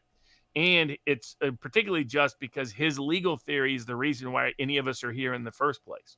And when he started pursuing this case, like some of the cases I've pursued on his behalf, we were told there's no chance. They're never going to say that big tech's actions are the actions of the government, no matter how much coercion or collusion is occurring from the government. And because he kept pursuing it, because he kept hammering it away, finally found a court to listen. And once they did, we're seeing real remedy be applied. And so now the injunction is stayed pending the Supreme Court's ruling in Biden v. Missouri, which we're going to get at some point in the next 4 months. It's going to be. We're waiting on the Supreme Court ruling on the Colorado ballot case, and then it's whether they're going to take immunity, whether obstruction applies, which is one of the prime charges against Trump, as well as the other January 6th defendants, whether the states can regulate big tech. There's a lot of whether Chevron deference and administrative state empowerment will still apply. So we got big cases. This will be maybe one of the most consequential terms in Supreme Court history. All decisions have to be in by what? End of May? End of June. End of June. Well, usually it's end of May. Okay, amazing. And incidentally, Robert, Nikki Haley reportedly getting Secret Service protection while RFK Jr. is still being denied? And credit to Tom Fitton at Judicial Watch. He researched why it happened, and it turned out it was the decision to deny Robert Kennedy Secret Service protection was made at the very top. That it came right down from the Biden administration and the top people. And they should add that as additional reasons. I mean, they've already impeached him. We now are going to have a trial in the Senate. The Senate's going to try to evade a trial of Secretary Mayorkas by granting a motion to dismiss because they think they have a majority. They think all the Democrats will just rubber stamp Mayorkas and not allow a full trial to take place, which is maybe what happened. But they should go back and impeach him again based on additional information that is developed now, including this information that you have him deliberately denying Secret Service protection to a man who is the son of the man who's the reason Secret Service protection exists for candidates, was because it wasn't available for Robert Kennedy Sr., and then Robert Kennedy Sr. was assassinated. And here you have the Biden administration preventing their opponent from having Secret Service protection while trying to lock up their other opponent and bankrupt him as well. It is the most overt, open political weaponization, misuse, and abuse of executive power, arguably in the history of the entire country. And Mayorkas is neck deep in it. And so they impeached him on the immigration issue. They should come back and impeach him for the political weaponization of his office against Robert Kennedy and other people, because that's additional separate independent grounds to impeach him. They should keep impeaching him and make the Senate keep dismissing it and let the Senate be on record of its embarrassing cover-up and complicity in the Biden administration corruption. You're adding. I noticed now I have another wrinkle right here, Robert. I got a grimace wrinkle here and another one developing because of what you're saying. Who are the Republican senators that basically were the source of Mayorkas getting off the hook? Oh, well, we don't know. I mean, right now the Democrats have a majority, so they don't need any Republicans to vote with them to dismiss the impeachment. Okay. The question is, what does Manchin do? He's no longer running for president. He's probably not running for re-election in West Virginia for the Senate. And so, it's whether one or it's same with Sinema from Arizona. Does a Democrat or two not want to be saddled with defending Mayorkas? And they're never going to get the votes to convict for removal. The question is, do they have enough votes to get to a trial, which will be further embarrassing for Mayorkas given the degree of immigration malfeasance and misfeasance he's engaged in. When he is supposed to be in charge of protecting the country, he's enabled an invasion of the country. It's an amazing thing. It's an invitation for RFK Jr. And they know damn well what they're doing. Oh, yeah, no doubt about it. All right, what are we moving on to now, Robert? Speaking of SCOTUS, they did issue 2 rulings this week, one on sovereign immunity and one on SEC whistleblower status. Now, I know the SEC whistleblower status is a UBS employee who whistleblew on what they believed was impropriety, alleged illegal influence to affect the outcome of audits, if I'm not mistaken. And the individual gets fired and then says, I'm suing because this is reprisals. They say, well, you didn't establish enough of a basis that the termination was in retaliation to your whistleblowing. What's the broader import of this particular decision? It's a good protection on retaliation discrimination, which can exist in multiple contexts, not just SEC whistleblower context, but the key. Brooke Jackson, for example, has a whistleblower claim under the False Claims Act that if you blow the whistle that you can't be fired. She was fired for blowing the whistle. And often what they try to say is that you have to prove the only reason we fired you is because we were motivated by a personal prejudice over your whistleblowing. That's never been the point of the law. The law has been that you cannot consider someone's whistleblowing to take any adverse employment action against them, period. Just that it needs to be a contributing factor. It need not be the motivating factor. It need not be the sole factor. It may not be the dispositive factor. It only needs to be a contributing factor. And whether the individual boss who fired you did so on that basis is also not itself dispositive. And the UBS was trying to argue you have to prove that we didn't fire him in a way that we can get away with it. And the Supreme Court said, no, you don't get to get away with it. All it needs to be is a contributing factor that benefits anybody in the retaliatory discharge context, which can also apply in the EEOC context. We're bringing suit on behalf of a Red Hat IBM employee who was targeted because he complained. And I'm sure their defense is going to be, well, it was not the primary or sole motivating reason. But all we should have to prove is it was a contributing factor because the same line of logic should apply to those retaliatory discharge cases. So it's a good ruling protecting whistleblowers across the board because of analogous legal doctrine and analogous statute should be applicable in those same contexts. And basically, it didn't reverse, but it created a presumption. Once there's retaliatory action, if you prove preponderance of the evidence, then it's incumbent on that who terminated to justify that it was not as a result of retaliatory. And it would have happened anyway. Which, before we get to the next Supreme Court case, that is a quick transition into one of the top topics that people asked we talk about it on the board, which was the DeSantis prosecutor who was fired, winning his case before the 11th Circuit and getting a chance to be reinstated. To refresh everybody's memory, this was the one where DeSantis took great pride in announcing that he terminated this person's employment, public statements issued as to why, and now it's been reversed. And it's we're seeing the push and pull of politics, but I'm not up to speed on the details. So what the 11th Circuit ruled is that an elected official is First Amendment protected. So even though they're a government official subject to supervision, and usually a government official subject to supervision has less speech rights than a private citizen does, they argued that because they're an elected official, they have the same rights. and that the only thing they can be punished for is their actions as an employee, not their speech as a citizen. And if they would have made the same speech protected conduct, even if they were not employed, then they are outside of First Amendment protection. Now, I think there's a part of it, for example, what they are basically, the 11th Circuit concluded is that only official policies and actual actions as an employee are subject to supervision.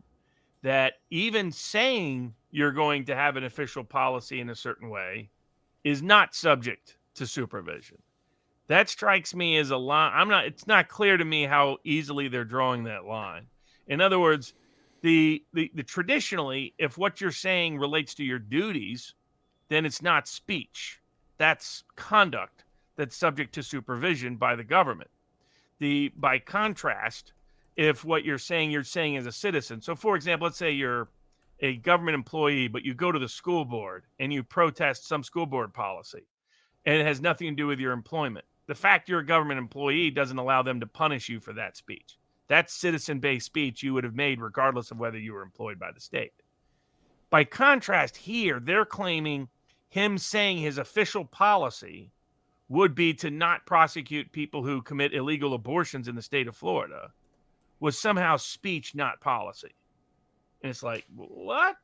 So unless I put some magic words and call it official policy inside a memorandum pursuant to internal rules, it's not really official policy. It's just speech as if I'm a citizen. That part I didn't quite agree with. The district court had suggested that behavior that was conduct, not speech, and thus unprotected. But so what the court said is that the DeSantis could fire him or suspend him for his formally filed official policies, but that the district court failed to determine whether those policies alone would have been the basis of the decision without regard to any of the speech conduct. It's called the same decision defense. It's a variation of the retaliation argument. We would have made the same decision even if none of this other speech had ever occurred or we were ever aware of it. So it'll go back to the district court for those reasons. DeSantis, because he was so eager to politically take advantage of this, made some counterproductive public statements.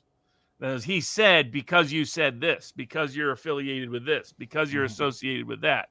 Well, that like just saying he's a Soros prosecutor is not by itself the grounds.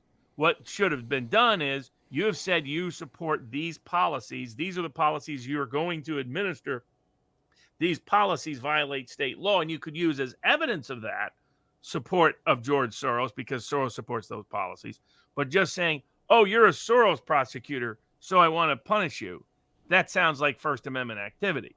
So DeSantis was a little careless because he cared more about the political gain from this than actually achieving the policy outcome. A bit ironic because all the DeSantis people are always highlighting how he was so much better at delivering policy outcomes regardless of political rhetoric. Not so much if you dig in. That grand jury on COVID still has done very little, but issue an initial report. And the feds have just said, screw you, and they haven't tried to challenge or contest that meaningfully. But, a lot of hat, no cattle, kind of all hat, no cattle kind of situation. And this is another example of that in part, but also in part because I think the 11th Circuit's playing a little loose with what is and isn't an official policy. And that may go up to the Supreme Court because the Supreme Court has never clarified whether an elected official is covered by the supervised employee speech constraint doctrine and things like that. But some of what the court did, I'm not buying. If I say my official policy is X, that's not speech. That's a policy when I'm the head official. And pretending it's just speech and not a policy it shows the bias of the court that probably they favor not prosecuting those transgender, illegal, or abortion policies that prosecutor announced. Because what he said, I'm not going to enforce state law. That's what he said. That's what I understood as the rationale at the time. Robert, it seems you're bringing back the bow tie. Sephardine Squibb says, you know what? I'm getting me a bow tie. I've not worn one in the past because of the gay association. What the heck does that mean? Okay, Robert, well, whatever. I've always liked him, and I want to be able to... Okay, well, we've converted somebody. Hold on one second. I'm just going to bring up... so nobody thinks I made that up. That's in the side right over here, if you see my cursor. Stuart Hill says, is Peter Zeihan deep state? Who's Peter Zeihan? No, but I think a lot of his opinions don't hold up. I'm not, I think sometimes he has insights that are useful. Sometimes I think he's way wrong. He tends to oversimplify, and like his analysis on Russia has been mostly wrong. Okay, he's an American author. I didn't know who that person was, and I feel kind of stupid now. But Rybo94 says, has there been any update on the groundbreaking tax case before the Supreme Court with the Moors, I believe? Nope, still pending. The oral argument's already been heard, but we'll see whether the Supreme Court does the right thing and invalidates it. I'm gonna censor this one as I read it. Can we expect some sort of comeuppance out of New York? We'll see. Leave Fanny alone, says Astrosexual. John Sarian says, Georgia needs to find their next generation Zell Miller, who will roll up the sleeves and take it outside when politics gets absurd. Does Trump have any recourse for unlawful prosecution in these cases? He tried to under federal law, and so far the federal courts have not allowed him to.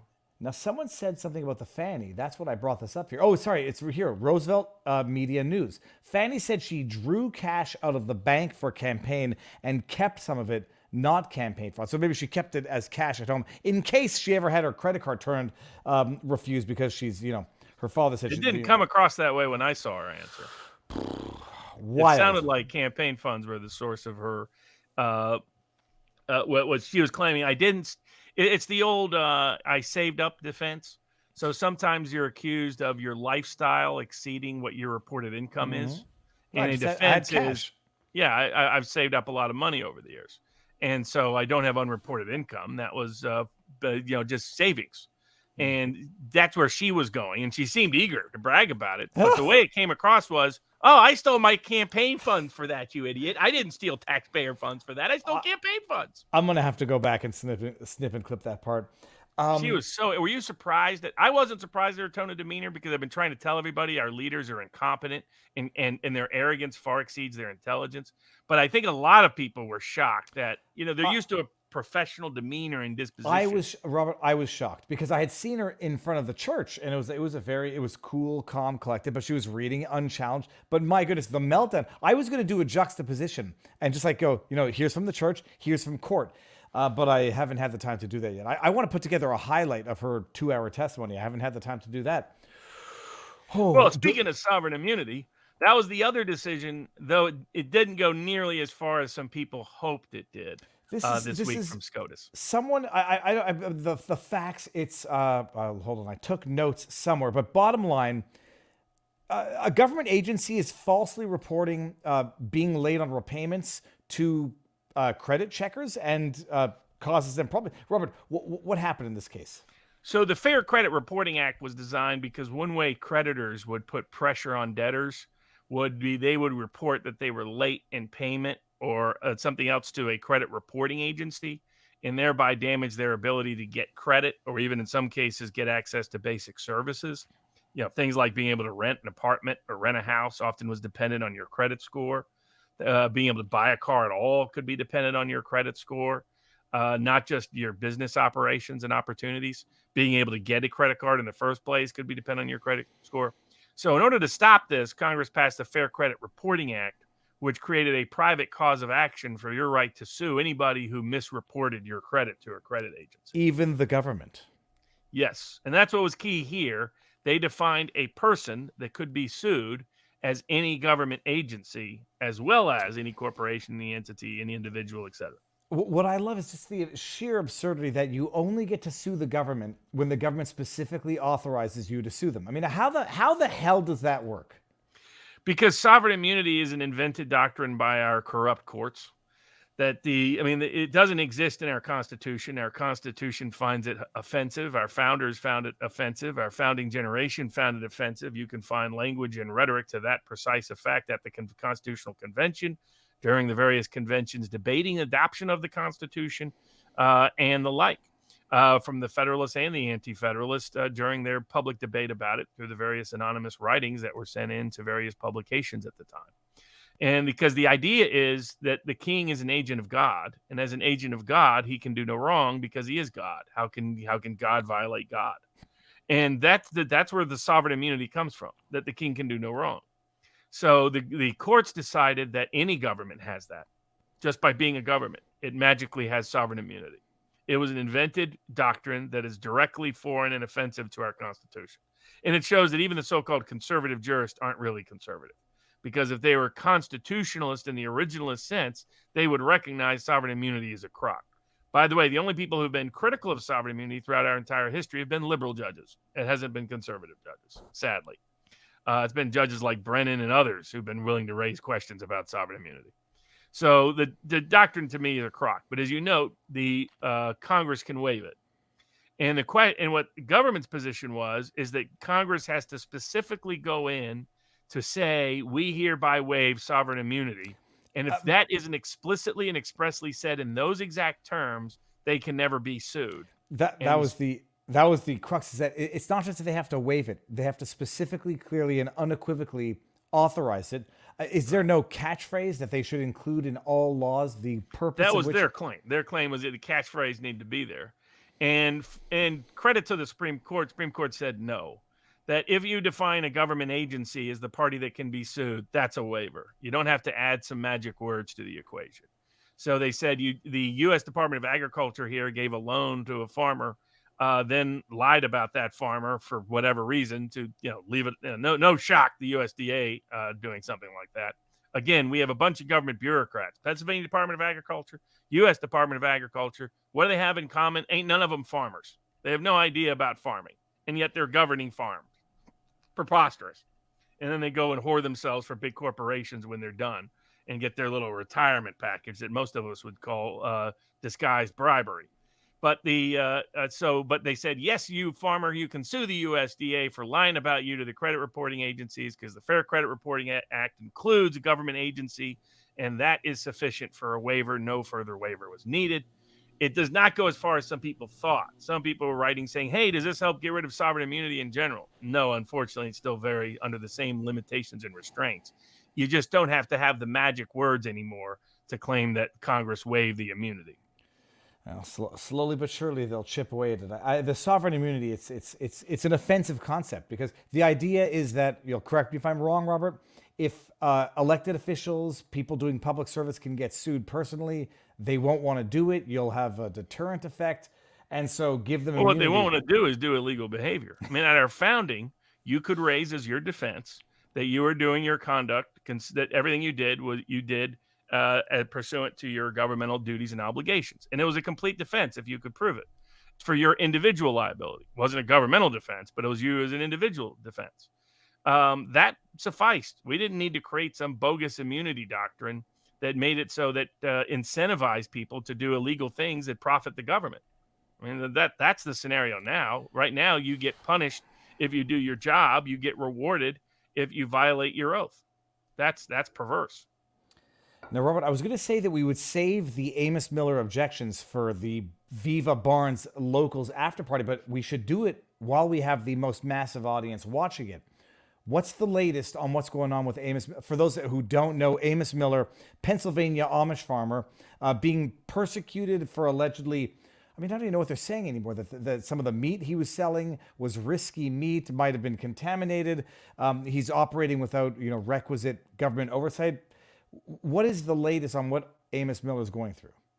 So the Pennsylvania Department of Agriculture went in and shut down his entire business in terms of any raw dairy products. So he's still able to sell things other than raw dairy, but they also went into his freezers and refrigerators and detained a whole bunch of items in there. They were inconsistent and contradictory as to which items were being detained. By law, they were supposed to tag each individual item. There was some they tagged, some they didn't, but they contradictorily claimed everything was seized, even if they had not properly tagged it. Then they ordered the destruction of all the food they had previously detained, even though they made no finding that any of it was unsafe for human consumption. Did they destroy it? Yeah, they ordered it destroyed. $500,000 worth of food products destroyed and wiped out. They told him he couldn't even feed his own pigs with it. They also began to dictate what he could feed himself with. They said, we'll let you have this much to feed your family, but not that much. So they're literally now dictating what he can feed his own family from his own farm, from his own food, not just what he can produce for others. They did massive testing on a whole bunch of products. They have been hiding those testing results to this very day. They only produced one test result that showed one item had a unidentified amount of listeria in it. We've followed up and discovered that was not an Amos Miller item. That was an item from a different farmer that was simply being stored at Amos Miller's. We did a complete review, complete testing of all of his products. No contamination in any of it. Can I just need to stop you on the destruction of the foods? How does that happen? What does that look like? Do they take it, or do they order what the the law does, and there's what the state of Pennsylvania just did. What the law says is you can only detain it for 5 days, and you can only order its destruction if you find it's unfit for human consumption, and there's nothing the farmer can do, or the to remedy food, or the food producer, or the food store can do, or the food establishment can do that could make it fit for human consumption. That's the standard. They never met that standard. Instead, their new claim is, if we haven't given you a permit, we can come in and detain your food and destroy your food, just because we haven't given you a permit. That's it. That the law doesn't give them that. Pennsylvania state law has these very specifically categorized, structured remedies. They're ignoring all of it. They're saying they get to. And they also said that they could call it mislabeled because it doesn't have a Pennsylvania permit on the label, even though proper labeling is that it doesn't have a Pennsylvania permit. So it's a complete misapplication of the mislabeling law, complete misapplication of the adulteration law, complete misapplication of the detention law, complete misapplication of the destruction law. And it is based first on an illegal search that they obtained by lying to the court. Then they came in and did a second search unannounced. So they know that he's represented by me. They just show up at his house, show up at his farm, go in and give him these destruction orders, demand he do things, and they try to interrogate him outside the presence of counsel while a case is pending. That's who they are. So this week we filed our preliminary objections. We'll also be filing an appeal of the destruction order everything's going to be ruined by the time the destruction order is heard. So that, the ship has already sailed in part, but we're going to be challenging the legal basis for this going forward and demanding the state of Pennsylvania reimburse him for illegally destroying this material. And members of Free America Law Center, who are also members of Amos Miller's Organic Farm, are going to be bringing a separate civil rights suit because some of their property was destroyed. Their liberty interest is being invaded. But we filed our preliminary objections on Tuesday because there was an interpretation that maybe they served the complaint on a date that would mean the earliest possible response date would be this Tuesday. Of note, what you're supposed to do is you're supposed to file something that's called a precipice, or precipice, however they pronounce it. But basically, it's something that says, hey, we gave them notice on this day that they needed to respond within 20 days. Of note, the state of Pennsylvania never filed that. So we filed our preliminary objections on Tuesday, thinking that maybe they could interpret this as somehow that being the deadline. The very next day, the state of Pennsylvania got around to filing that precipice notice. They were sitting on it, hoping to sandbag Amos Miller and me into not filing our preliminary objections in a timely manner. That's how unethical, unprofessional, and dishonest and dishonorable this Pennsylvania Department of Agriculture and the Attorney General's office has been during this case. While they're saying we want to resolve this, I think they're just flat out lying. They keep saying they're going to produce answers, and then they go do surprise raids and surprise inquisitions and interrogations. They say they want to get to the bottom of the safety, but refuse to produce the test results. They say, "Oh, I'll get around to that. Oh, I'm working on that for you. I'm going to get that to you." Still don't have it. But the destruction, what do? Do they take it, confiscate it, and incinerate it? So it's if he does anything with it, they can charge him with contempt or crime. Yeah. So it's stuck where it's at, and it's gonna spoil. Yeah, it already is. And so I was saying, look, before this spoils, let's let some of that at least get fed to the pigs.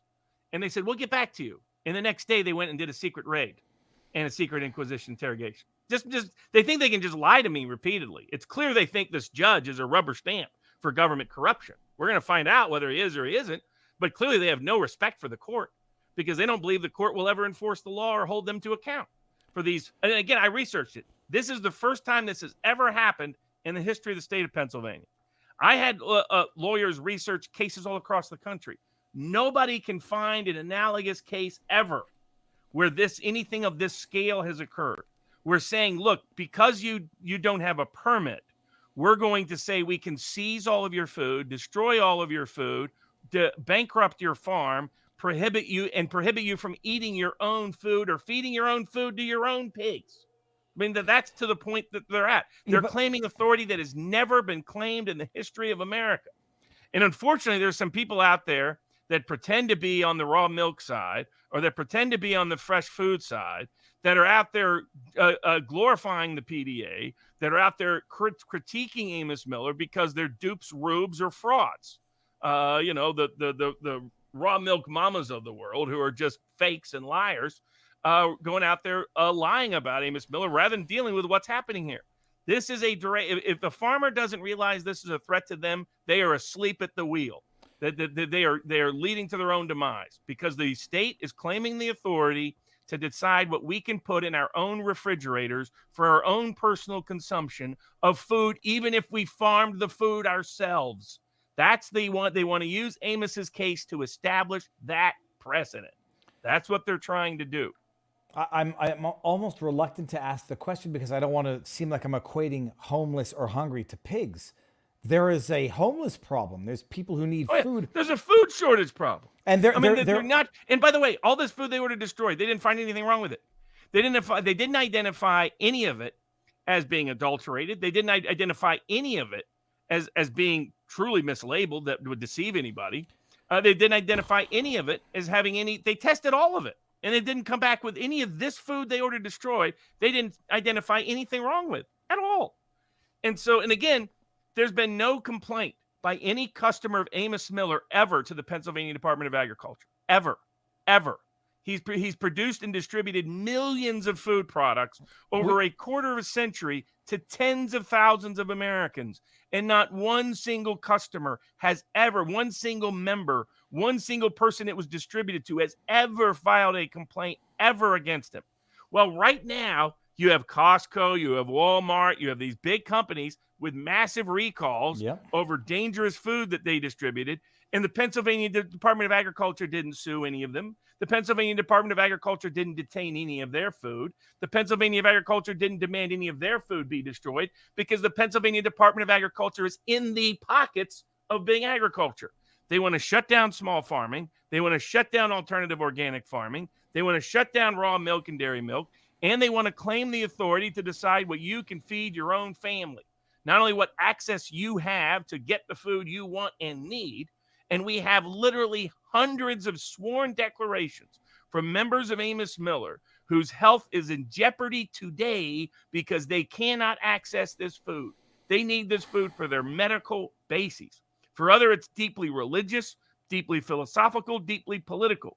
So this impacts the First Amendment rights to Fifth Amendment rights, Sixth Amendment rights, 14th Amendment rights, a wide range of constitutional implications by what is proceeding and transpiring here in Amos Miller's case.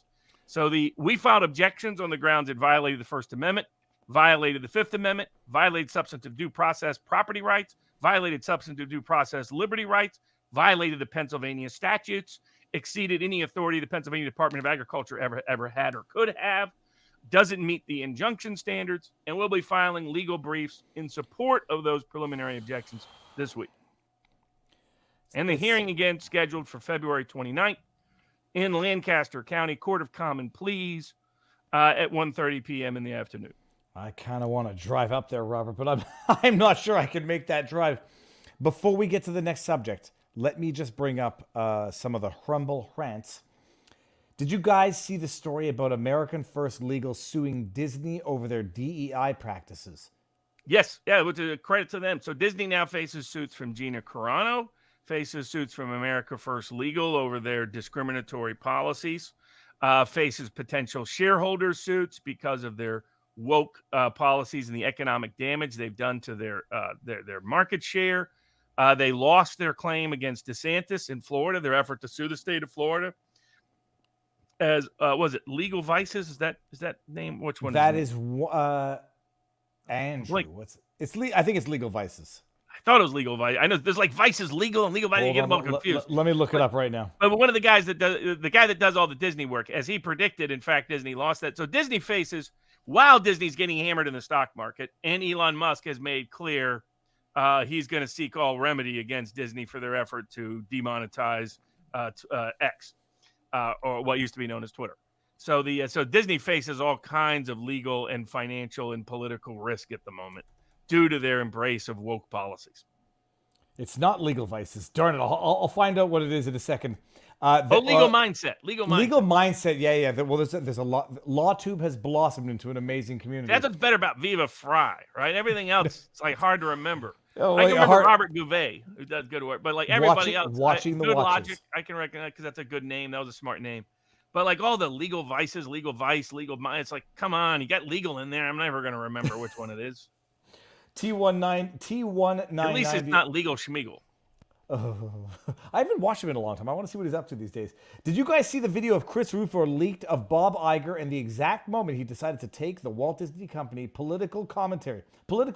Apparently, he decided to do it because of January 6th. Iger is the asshole. Barnes kicks ass. Incredible show, says Miller Biz. Thank you very much. Oh, thank you for Barnes. What are some good books on the professional managerial class? And did you guys see the story about the representative who was fired, I guess, filed a disbarment complaint against the New York... Yeah, I think we've seen there's several good ones of the professional managerial class.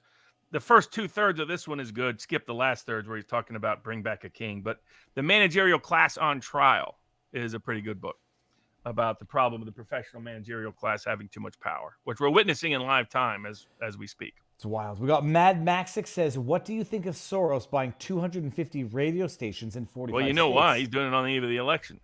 Yeah, it says election interference was... Well, let me bring it back up there just so you can see it. Election interference, ? Yeah. No, it's election fortification, people. Don't be crazy and don't be conspiratorial.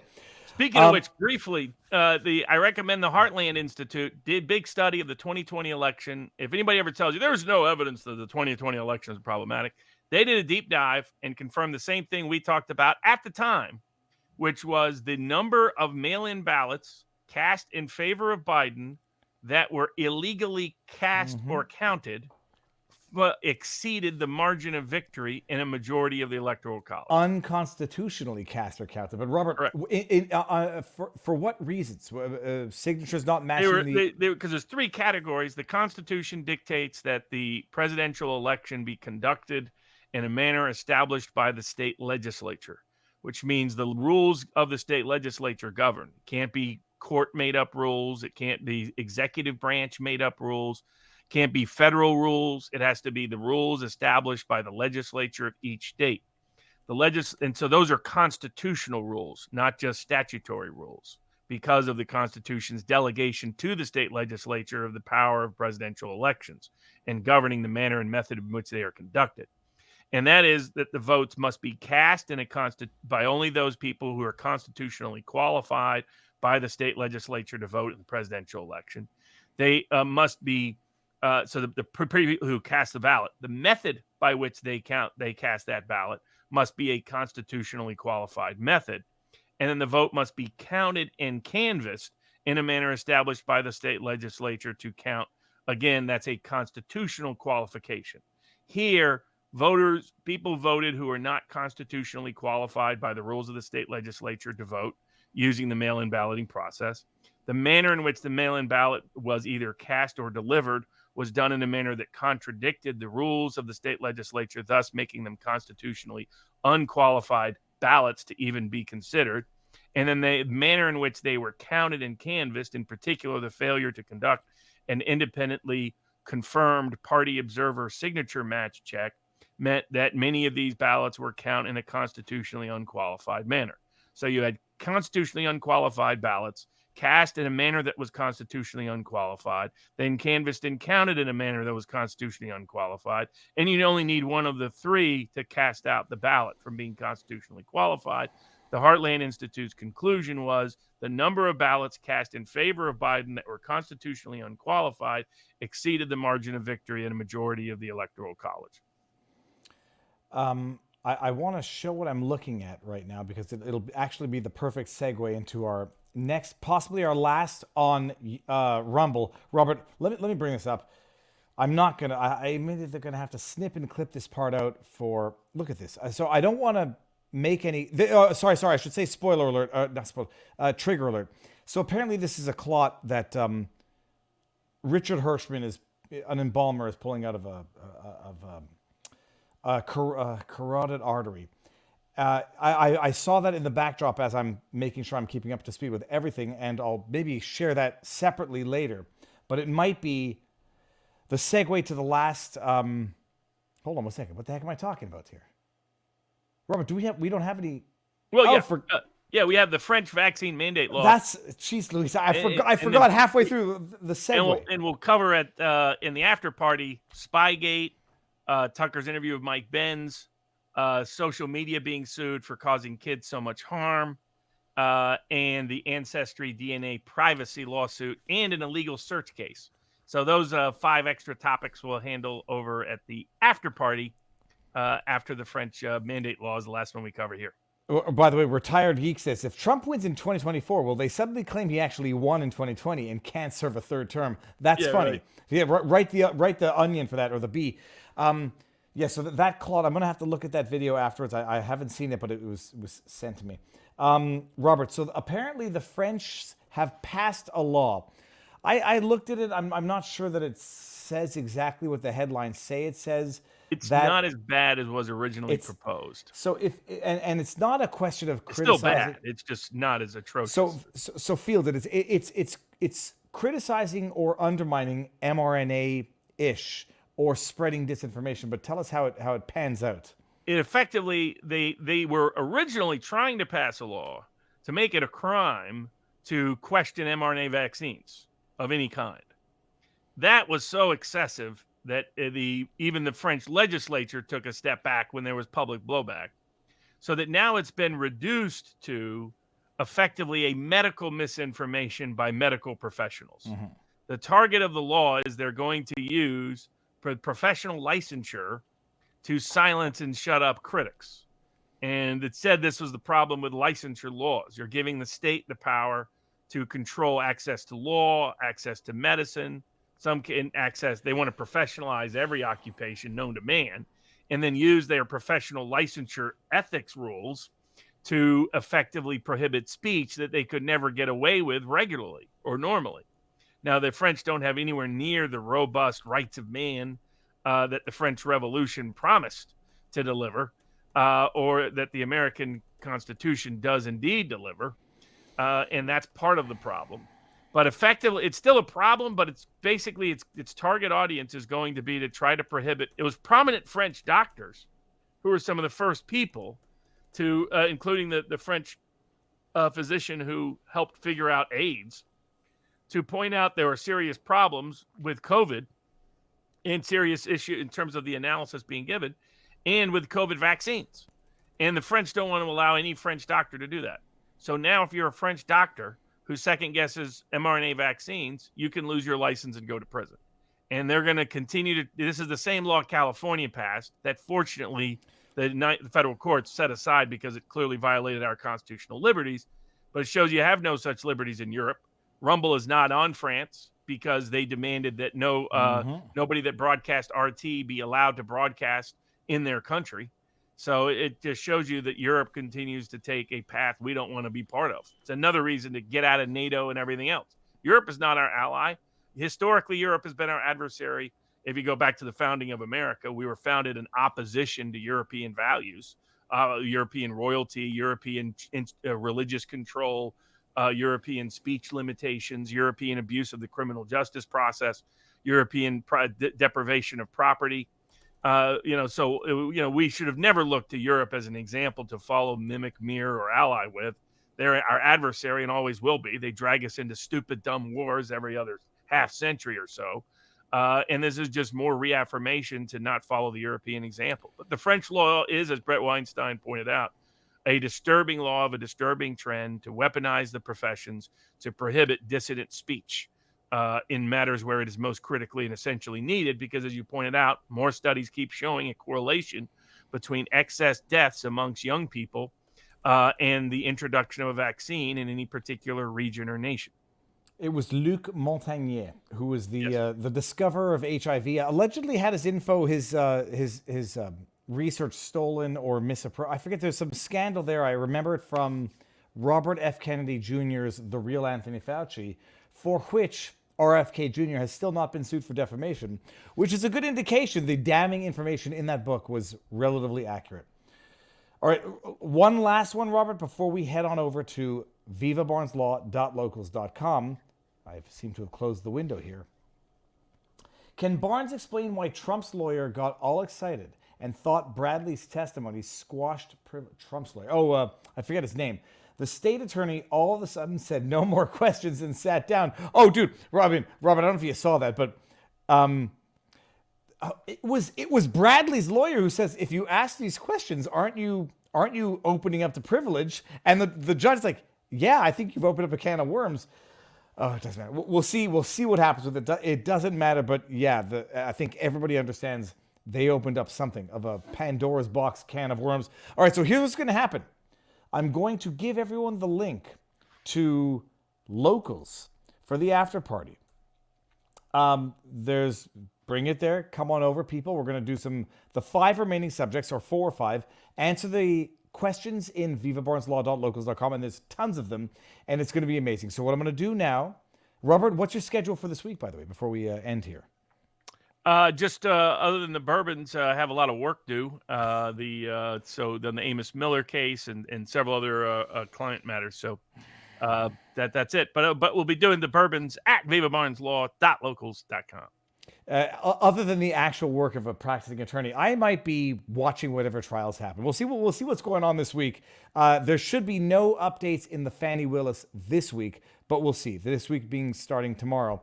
It's Family Day in Canada, and there's a holiday in America tomorrow. But everyone, we're going to end it on a rumble. Come on over to vivabarneslaw.locals.com for an awesome after party. It's going to be great. We're going to take some questions and talk about the remaining subjects. If you're not coming, enjoy the rest of the weekend. There is 3 hours and 49 minutes left. Go, but come to vivabarneslaw.locals.com. Ending transmission on Rumble now. I think I did it. I did it, Robert. Okay. Let me go here. No, it's over here. It is here. I'm going to have to scroll all the way to the top for the tipped questions. We'll start with that, and then you'll load more messages. Okay, hold on. There we go. We got Spacer49, $10. It says, explain the leadership management within the judicial branch. The other two branches have a hierarchical leadership management structure by constitution or political rules. I don't see any for the judicial branch. Reprimanding judges is up to impeachment by the legislature. This allows the system, quote, to conduct punishment by process. Crawling through the appellate system for justice costs time and money. Thanks for all your work. Robert, what do you say about that? Yeah, that's precisely a problem with too much power in the judicial branch. Vrooman, $5 says, your thoughts on the trucker boycott of New York City impact California too. So the amazing thing is truckers say they're going to boycott New York City, and then allegedly people in New York say, F you truckers, we don't need your shit. When they don't have food on the shelves in their... My parents used to have a place out there. It was amazing. Grocery stores at the bottom of high-rises. When there's no food on the shelves, we'll see who's telling who to go F themselves. Baldwin says, seems like Robert has been following Mike Benz, or they are both reading the same emails. One of the scariest interviews I've heard, but thanks to this channel, stuff I've already heard. Thanks, you too. I got to watch the Mike Benz interview. I'm going to watch that right after this. I mean, basically, it's how the national security deep state is controlling elections in the Western world. So by controlling speech, controlling communications, controlling the rule. I mean, CISA was not only deeply involved in the censorship efforts, but has been increasingly revealed deeply complicit in the corruption of the 2020 presidential election. So what Benz did is just put into one format what we've been talking about here for a few years. Fantastic. So it won't be news to me. We got Net Jess says the Fani campaign finance fraud rabbit hole is fun to go down, but remember, Fani never had the cash she claims to have used to repay Wade, and she never repaid him. Of course she didn't, because that's how she transformed a gift into repaid. It's all a load of shit. Doesn't matter. Wade doesn't have the cash and no records of cash deposits. Of course not, because they're criminals. Thank you and hope your foot continues to heal from Susie C. Let me see what we got here. Punk Rockford said $5. Enjoying my favorite part of the weekend with a cold Pliny the Elder. I have no idea what that is, but it sounds like a drink.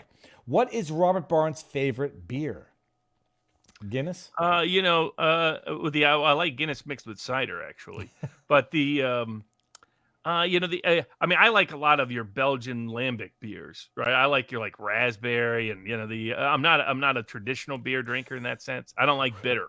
So Robert, unless it's like dark bitter, like Guinness and the like. But I'm not a bitter guy otherwise. I like your cider beers, your fruit beers, your Belgian lambics are the ones that I kind of like. So I'm more of a wine guy than a beer guy. I have a joke here that I'm not going to make. My beer is 8% or more. That's all. I will not drink a beer if it's under 8%. You're Canadian, eh? Yeah, Do you like the beer? The Belgian strong beers, Mozit, Fin du Monde, Aubinette, I like all of those. South Carolina Mountain Goats election is in 3 weeks. We're running out of time to boost his almost impossible campaign, SC Mountain Goats. Bender is great. Viva, please put Garrett Ziegler of Marco Polo in touch with Vinny. Oh, yeah, from the Unusual podcast, The Unusual Suspects. Vinny has questions. Ziegler. Oh, dude, okay, I'll do that in a heartbeat. Jay Butters, my husband says Russia is notorious for propaganda and that the stores Tucker visited were the fake stores commie countries take Westerners to make them think the country is doing great. He says... Russia's not a commie country. Hasn't been now for 30 years. I think some people in the West have never forgiven Putin for that. But I've been to those stores. Yeah, the grocery stores are always been full. I explained early on in a hush-hush why the Russian sanctions were not going to work, sanctions on Russia. And it's very simple. Russia provide for the ordinary person, 95% of what they need is produced within Russia. Russia produces its own food. Russia produces its own fuel. That means foreign sanctions mostly impact luxury goods. So there's only going to be some upper middle class people that couldn't get the handbags or shoes or clothes they want. That was going to be it. The ordinary Russian, they produce their own, and they have the fourth largest diverse form of fisheries in the world. One of the most diverse meat supply. I mean, think about the size of that country. I mean, what is it, twice the United States size, something like that? I mean, it covers multiple different temperature regions. So they have the diverse food supply there is crazy. And Putin has made a huge effort at supporting organic farming in Russia. And he wanted to make sure they were always fuel independent and food independent because he understood that as true power. He said currency is secondary. That's where he disagreed with Kissinger. Kissinger said you control food, you control a country, you control fuel, you control a continent, you control money, you control the world. And Putin was like, without food and fuel, you can forget about the money. And it turned out Putin was right. But that should not have surprised anyone. Russian food prices have not that's your typical Russian grocery store. They have wide diversity of food. They've had for the last quarter century under Putin. That shouldn't. Communism's inefficiency was due to communism. It wasn't due to lack of resources in the country of Russia.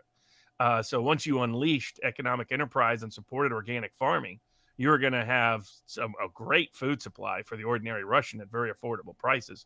And fuel is dirt cheap, which later impacts food prices because of how it's organized, distributed, produced, etc. So that should not surprise anyone. It I think kind of surprised Tucker. Tucker was just pointing that out along with how nice the subways are. The one thing that Stalin did well was the subways. I mean, but they've maintained it. Putin has maintained the architecture. In fact, he restored a lot of the architecture. A lot of the churches were badly run down under the communists. He made a great effort at restoring it. And people are surprised by the color. You think you're in the Caribbean when you're in St. Petersburg. Think of it as a cold place. So you don't think of it as a place with bright green and bright purple and bright pink. But it's all over the place. Beautiful. And the city was designed based on a combination of Paris and Venice and all of its little bridges and all the rest. So people who actually visit there are not surprised at what Tucker was reporting. It's Americans have lived in a certain delusion because No, of for deep sure, state for sure. Western propaganda. They believe some of the dumbest stuff on the planet about Russia. I think I'm guilty of that, and I can admit it. Russia, by the way, is about twice the surface area of both Canada and the United States of America. Massive. Just And massive. that's so that when you have that kind of fuel and food, yeah, food's going to be cheap.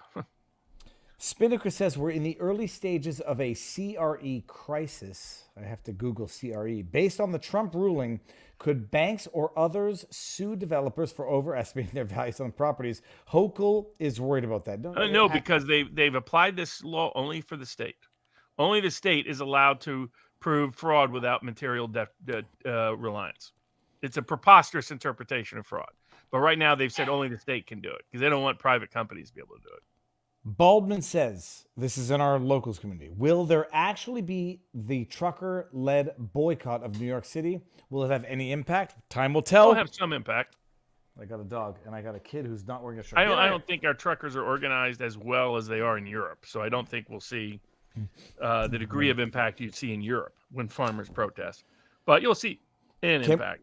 Can we, this is the Trey Borefoot says, can we clip the part where Barnes was talking about Trump New York case on Rumble? Clip it all and share it freely. Go.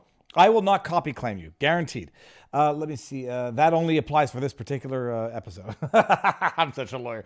Bastard. Okay. Spam Ranger says, boycott, divests, and sanction New York.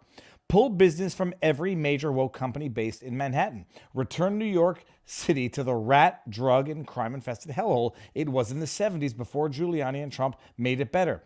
Back then, New York City was mostly famous for heroin and switchblade-wielding gangs. Can't disagree with that. We got L. Hull. Y'all just picking on poor Nathan? He just wanted a sugar mama. That's a joke, by the way. It's funny, though.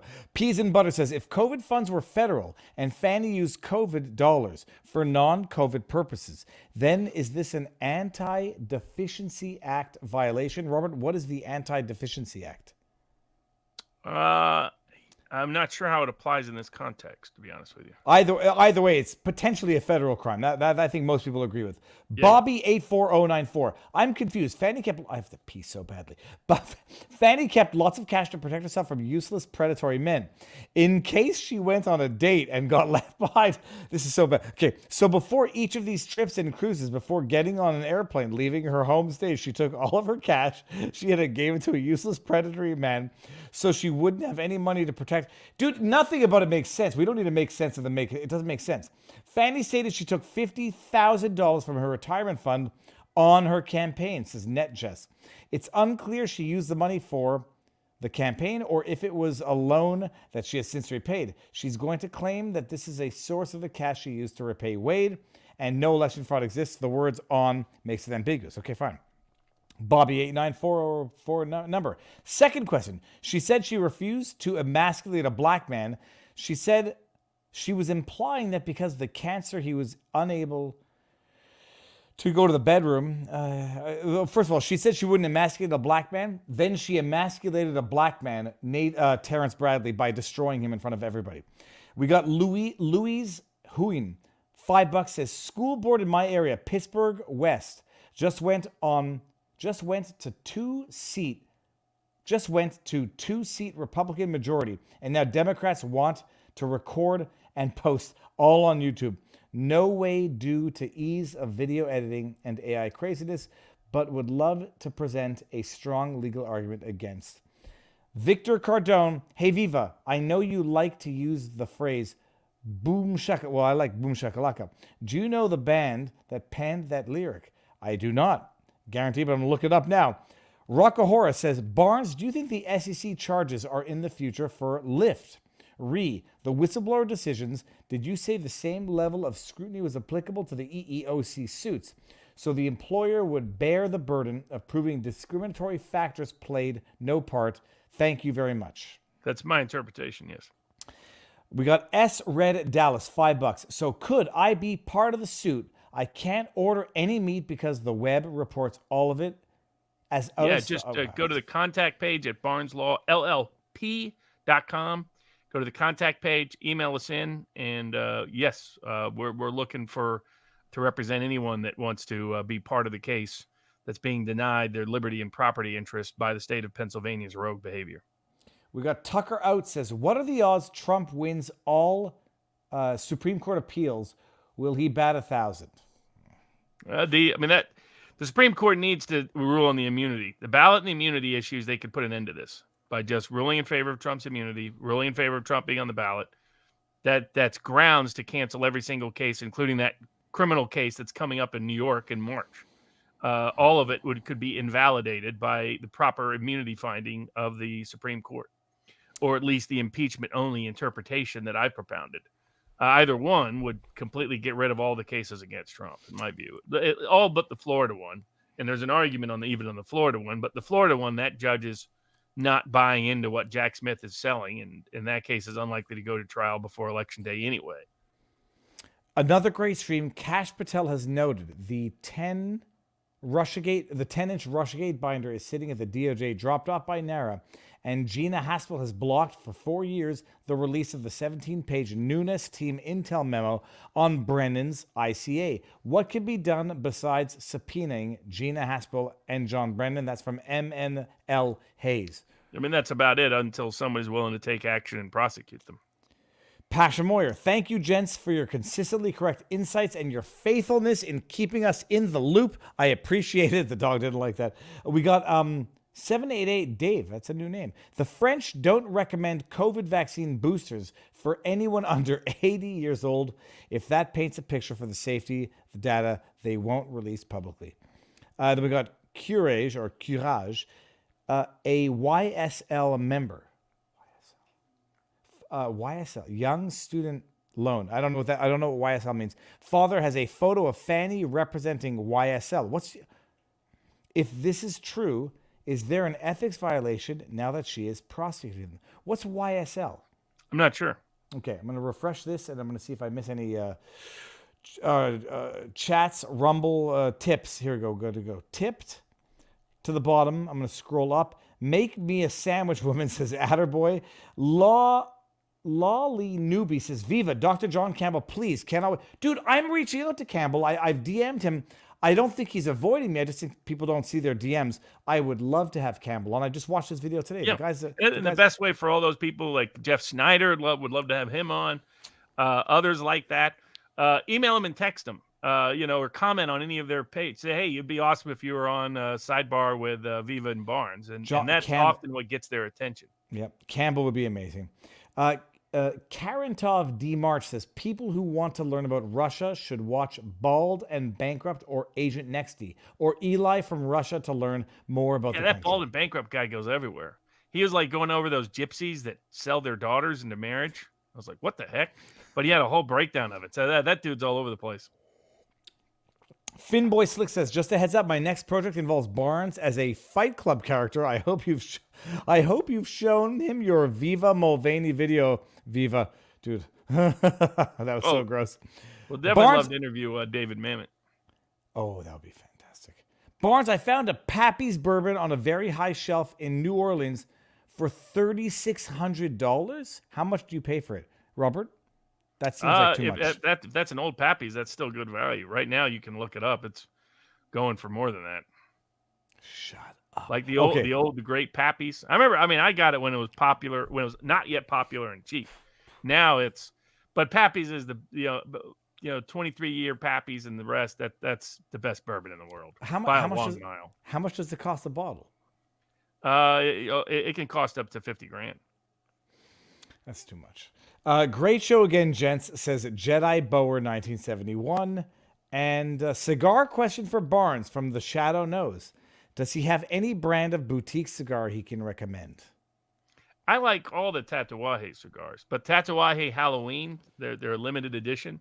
Those special edition Halloween ones, those are really nice. Now, I have not realized that. I have been looking at the screen from Viva Barnes Law without realizing that you have been seeing me make out with my dog for the last 5 minutes. Well, what do you have to say? Yes, you like that. His breath smells terrible. Robert, what are the remaining topics that we have for the evening? So the illegal search case that the Court of Appeals thankfully decided correctly. Oh, this is fun. First of all, who the hell has a laser? Like, who has a laser? Who's deciding? I'm gonna pee in my pants.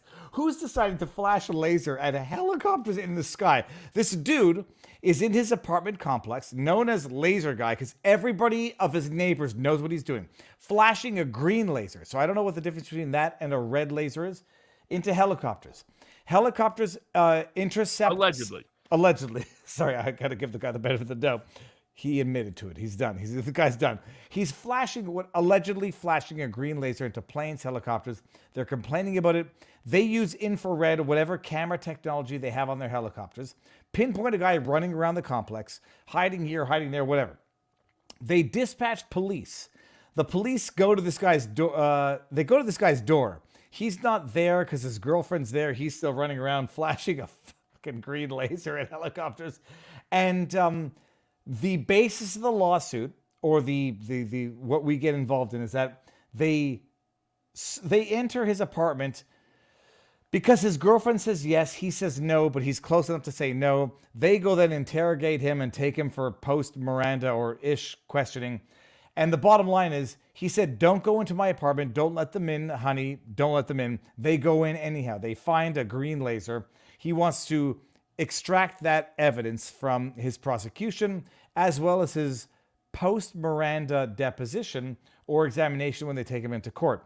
They succeed on expelling the evidence that was ill-gotten because he said, don't go in. They heard it. They knew they didn't have permission to go into his apartment, but they include his interrogation. Who has a green laser, Robert? I don't even know what a green laser is. Oh yeah, it's those things you can mess around with cats. But you can get it to a helicopter in the sky? Of course, the police helicopters were claiming that was happening. So but yeah, this is the one way they get around the Fourth Amendment is they try to claim somebody consented to search the property. This has gotten so bad that as long as cops can say they thought the person had authority, even if the person didn't, they can search your property without your approval. So, this was the courts, particularly under Rehnquist, eviscerating constitutional protection. All these originalist conservatives were busy stripping the Constitution of most of its meaning and enforcement in the criminal defense context. But fortunately, the court started to step back from that excess and said, if you have multiple tenants and any of the tenants says no, then you can't go in. The action of one tenant cannot constitute consent unless it's the action of all the tenants when multiple tenants are present on the property. That was the issue, present on the property. If they're not present, they can't not consent. And this is clearly the cop scheme, right? What the cops do when they get there is they tell them they want them to come downstairs to talk, right? They were doing that because they knew they could get the girlfriend to capitulate and let them search. And they thought this would be a consent search. And he was a smart guy. He was screaming out, don't talk to him. Don't let him in. Don't talk to him. Don't let him in.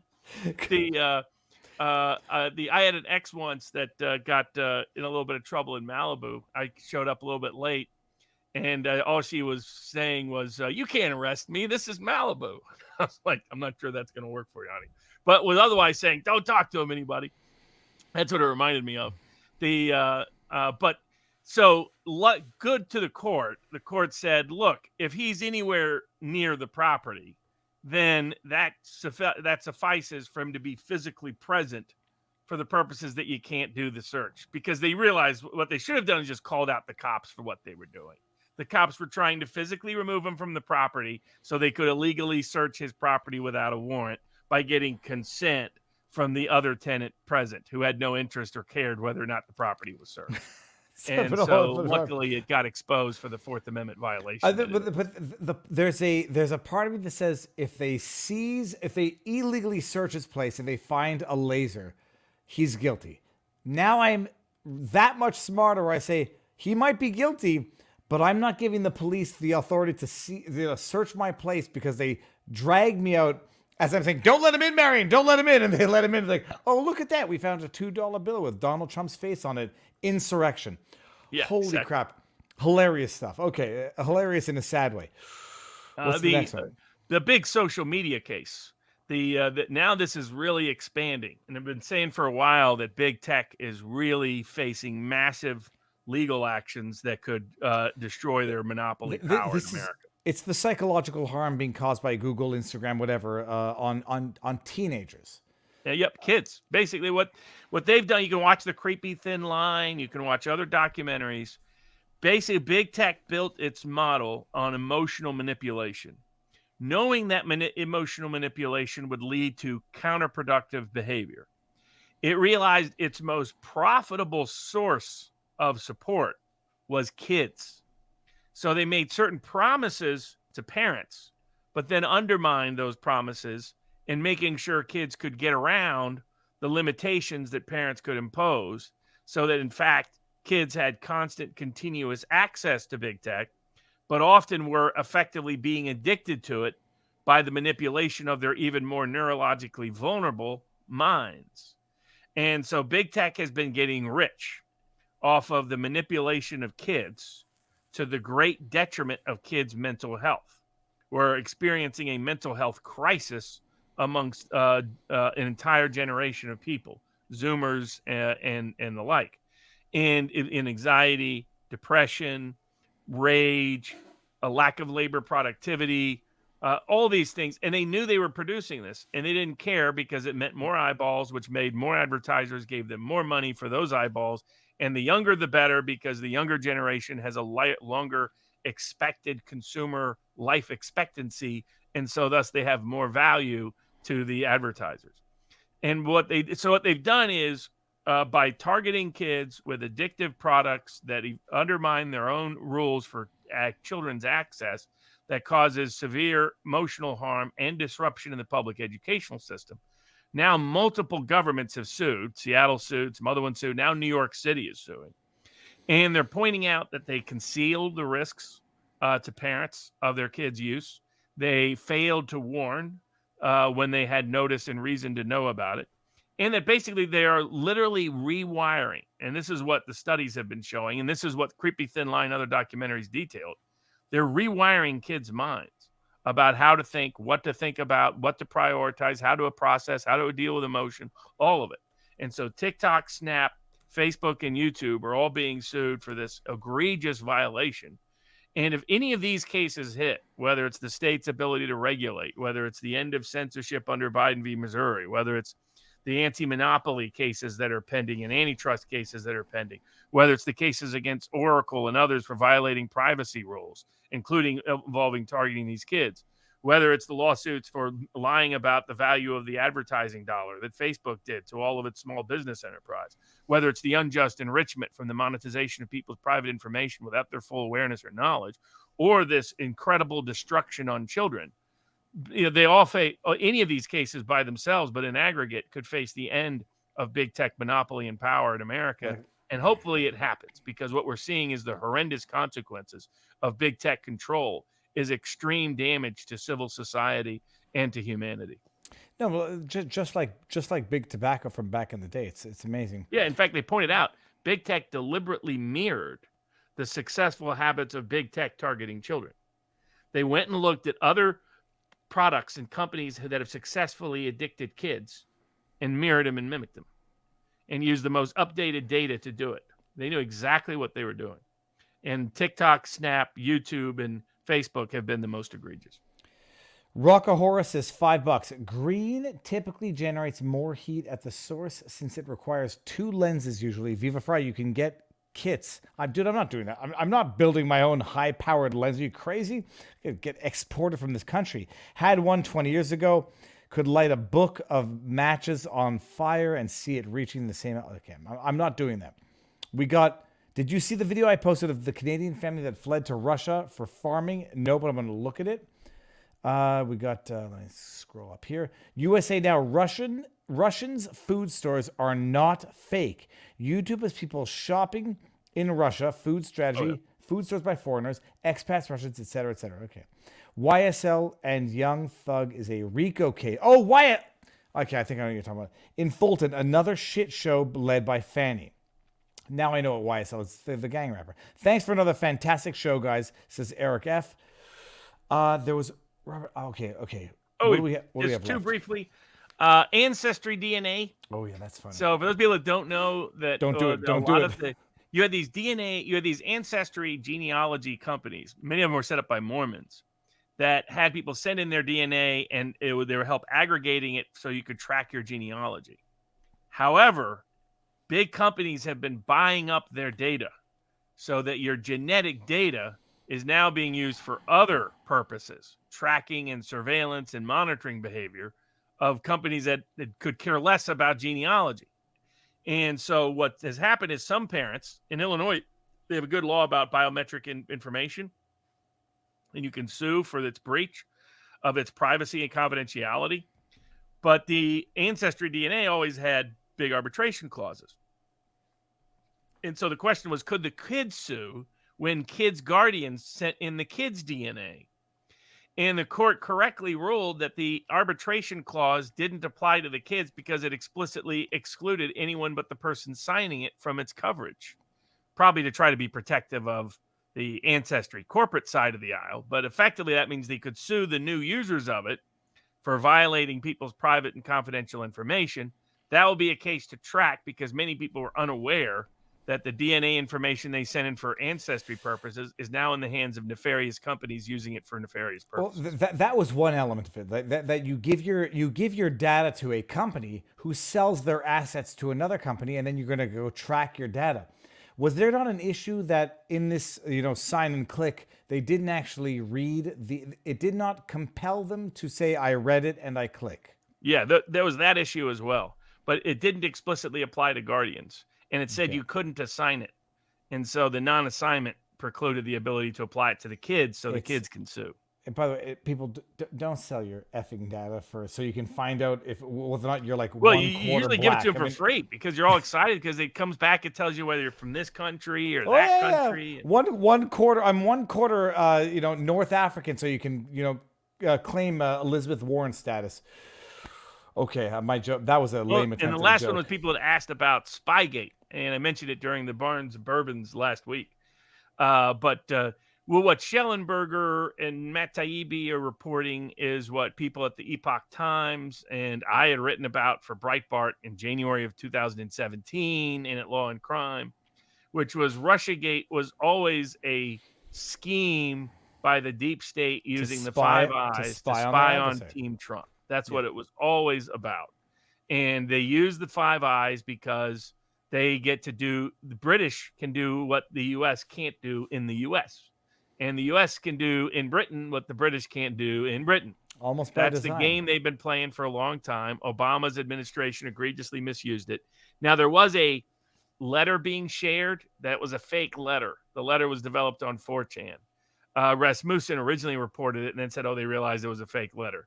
The underlying claims in the letter, though, are most likely true. It just written in memorialized form in a way Obama never actually did. But you can infer it from various meetings, the times of those meetings, who was in those meetings, CYA letters that Susan Rice wrote on the day of inauguration about what took place at those meetings. There was a coordinated effort by the deep state, orchestrated and organized and facilitated by Obama to use the Five Eyes to do a massive spying and surveillance and smear campaign on Trump. And then Mueller was about covering that up while facilitating the extortion effort to prohibit Trump from a détente with Russia so that their agenda could continue unabated, to which they had substantial success because Sessions was such a wuss and believed in the honesty and integrity of the DOJ, despite all evidence to the contrary. And Ann Coulter was too dumb to recognize what a bad idea it was to recommend him. And instead, she's still bitter and complaining about Trump than recognize her own idiocy and failures and giving bad advice about Sessions being a good attorney general to Trump. Well, she's riding her success about having called the Kansas City shooters as not white. So she'll ride that success for a little while. Robert, I'll read two more. There's quick ones. Clumber says $10. Great show, guys. Rockahora $5 says typically Green typically generates more heat at the source since it requires 2 lenses. Viva Fry, you can get kits. I'm not building my own lasers, but Rockahora, thank you. And Rusty Gus Barnes, can you share the Ancestry.com lawsuit? I would like a PDF. I'll flip it to the community if we haven't already done it. Robert, to the question about Epoch Times, they're pretty good. I know their editor. Yeah, I mean, they're going to have the Falun Gong members establish them, so you're not going to find any China sympathetic coverage from them. I mean, they're going to take the most hostile take on China that's out there. So depending on your perspective on China, that can always inform you. But they've otherwise been a very good source of independent information challenging they really use the opportunity of the Trump administration and the corruption of the media, institutional media, to create an independent brand that did investigative research that exposed a lot of bad deep state activities, to their credit. No, if you want news critical of Putin, don't go to RT. You want news critical of Trudeau, go to RT. RT's better on international news than CBC is. It's amazing. Yeah, absolutely. Robert, we're ending it. I got to pee like a racehorse. It's 2 hours, 45 minutes. We're good. This has been amazing. Stick around, Robert. We'll say our proper goodbyes. This will be on podcast. Viva Barnes Law. What do we have? It's Viva and Barnes Law for the people. Yep. It'll be on YouTube. Snip, clip, share away. Everybody, Godspeed. God bless. Enjoy the rest of the weekend. Peace.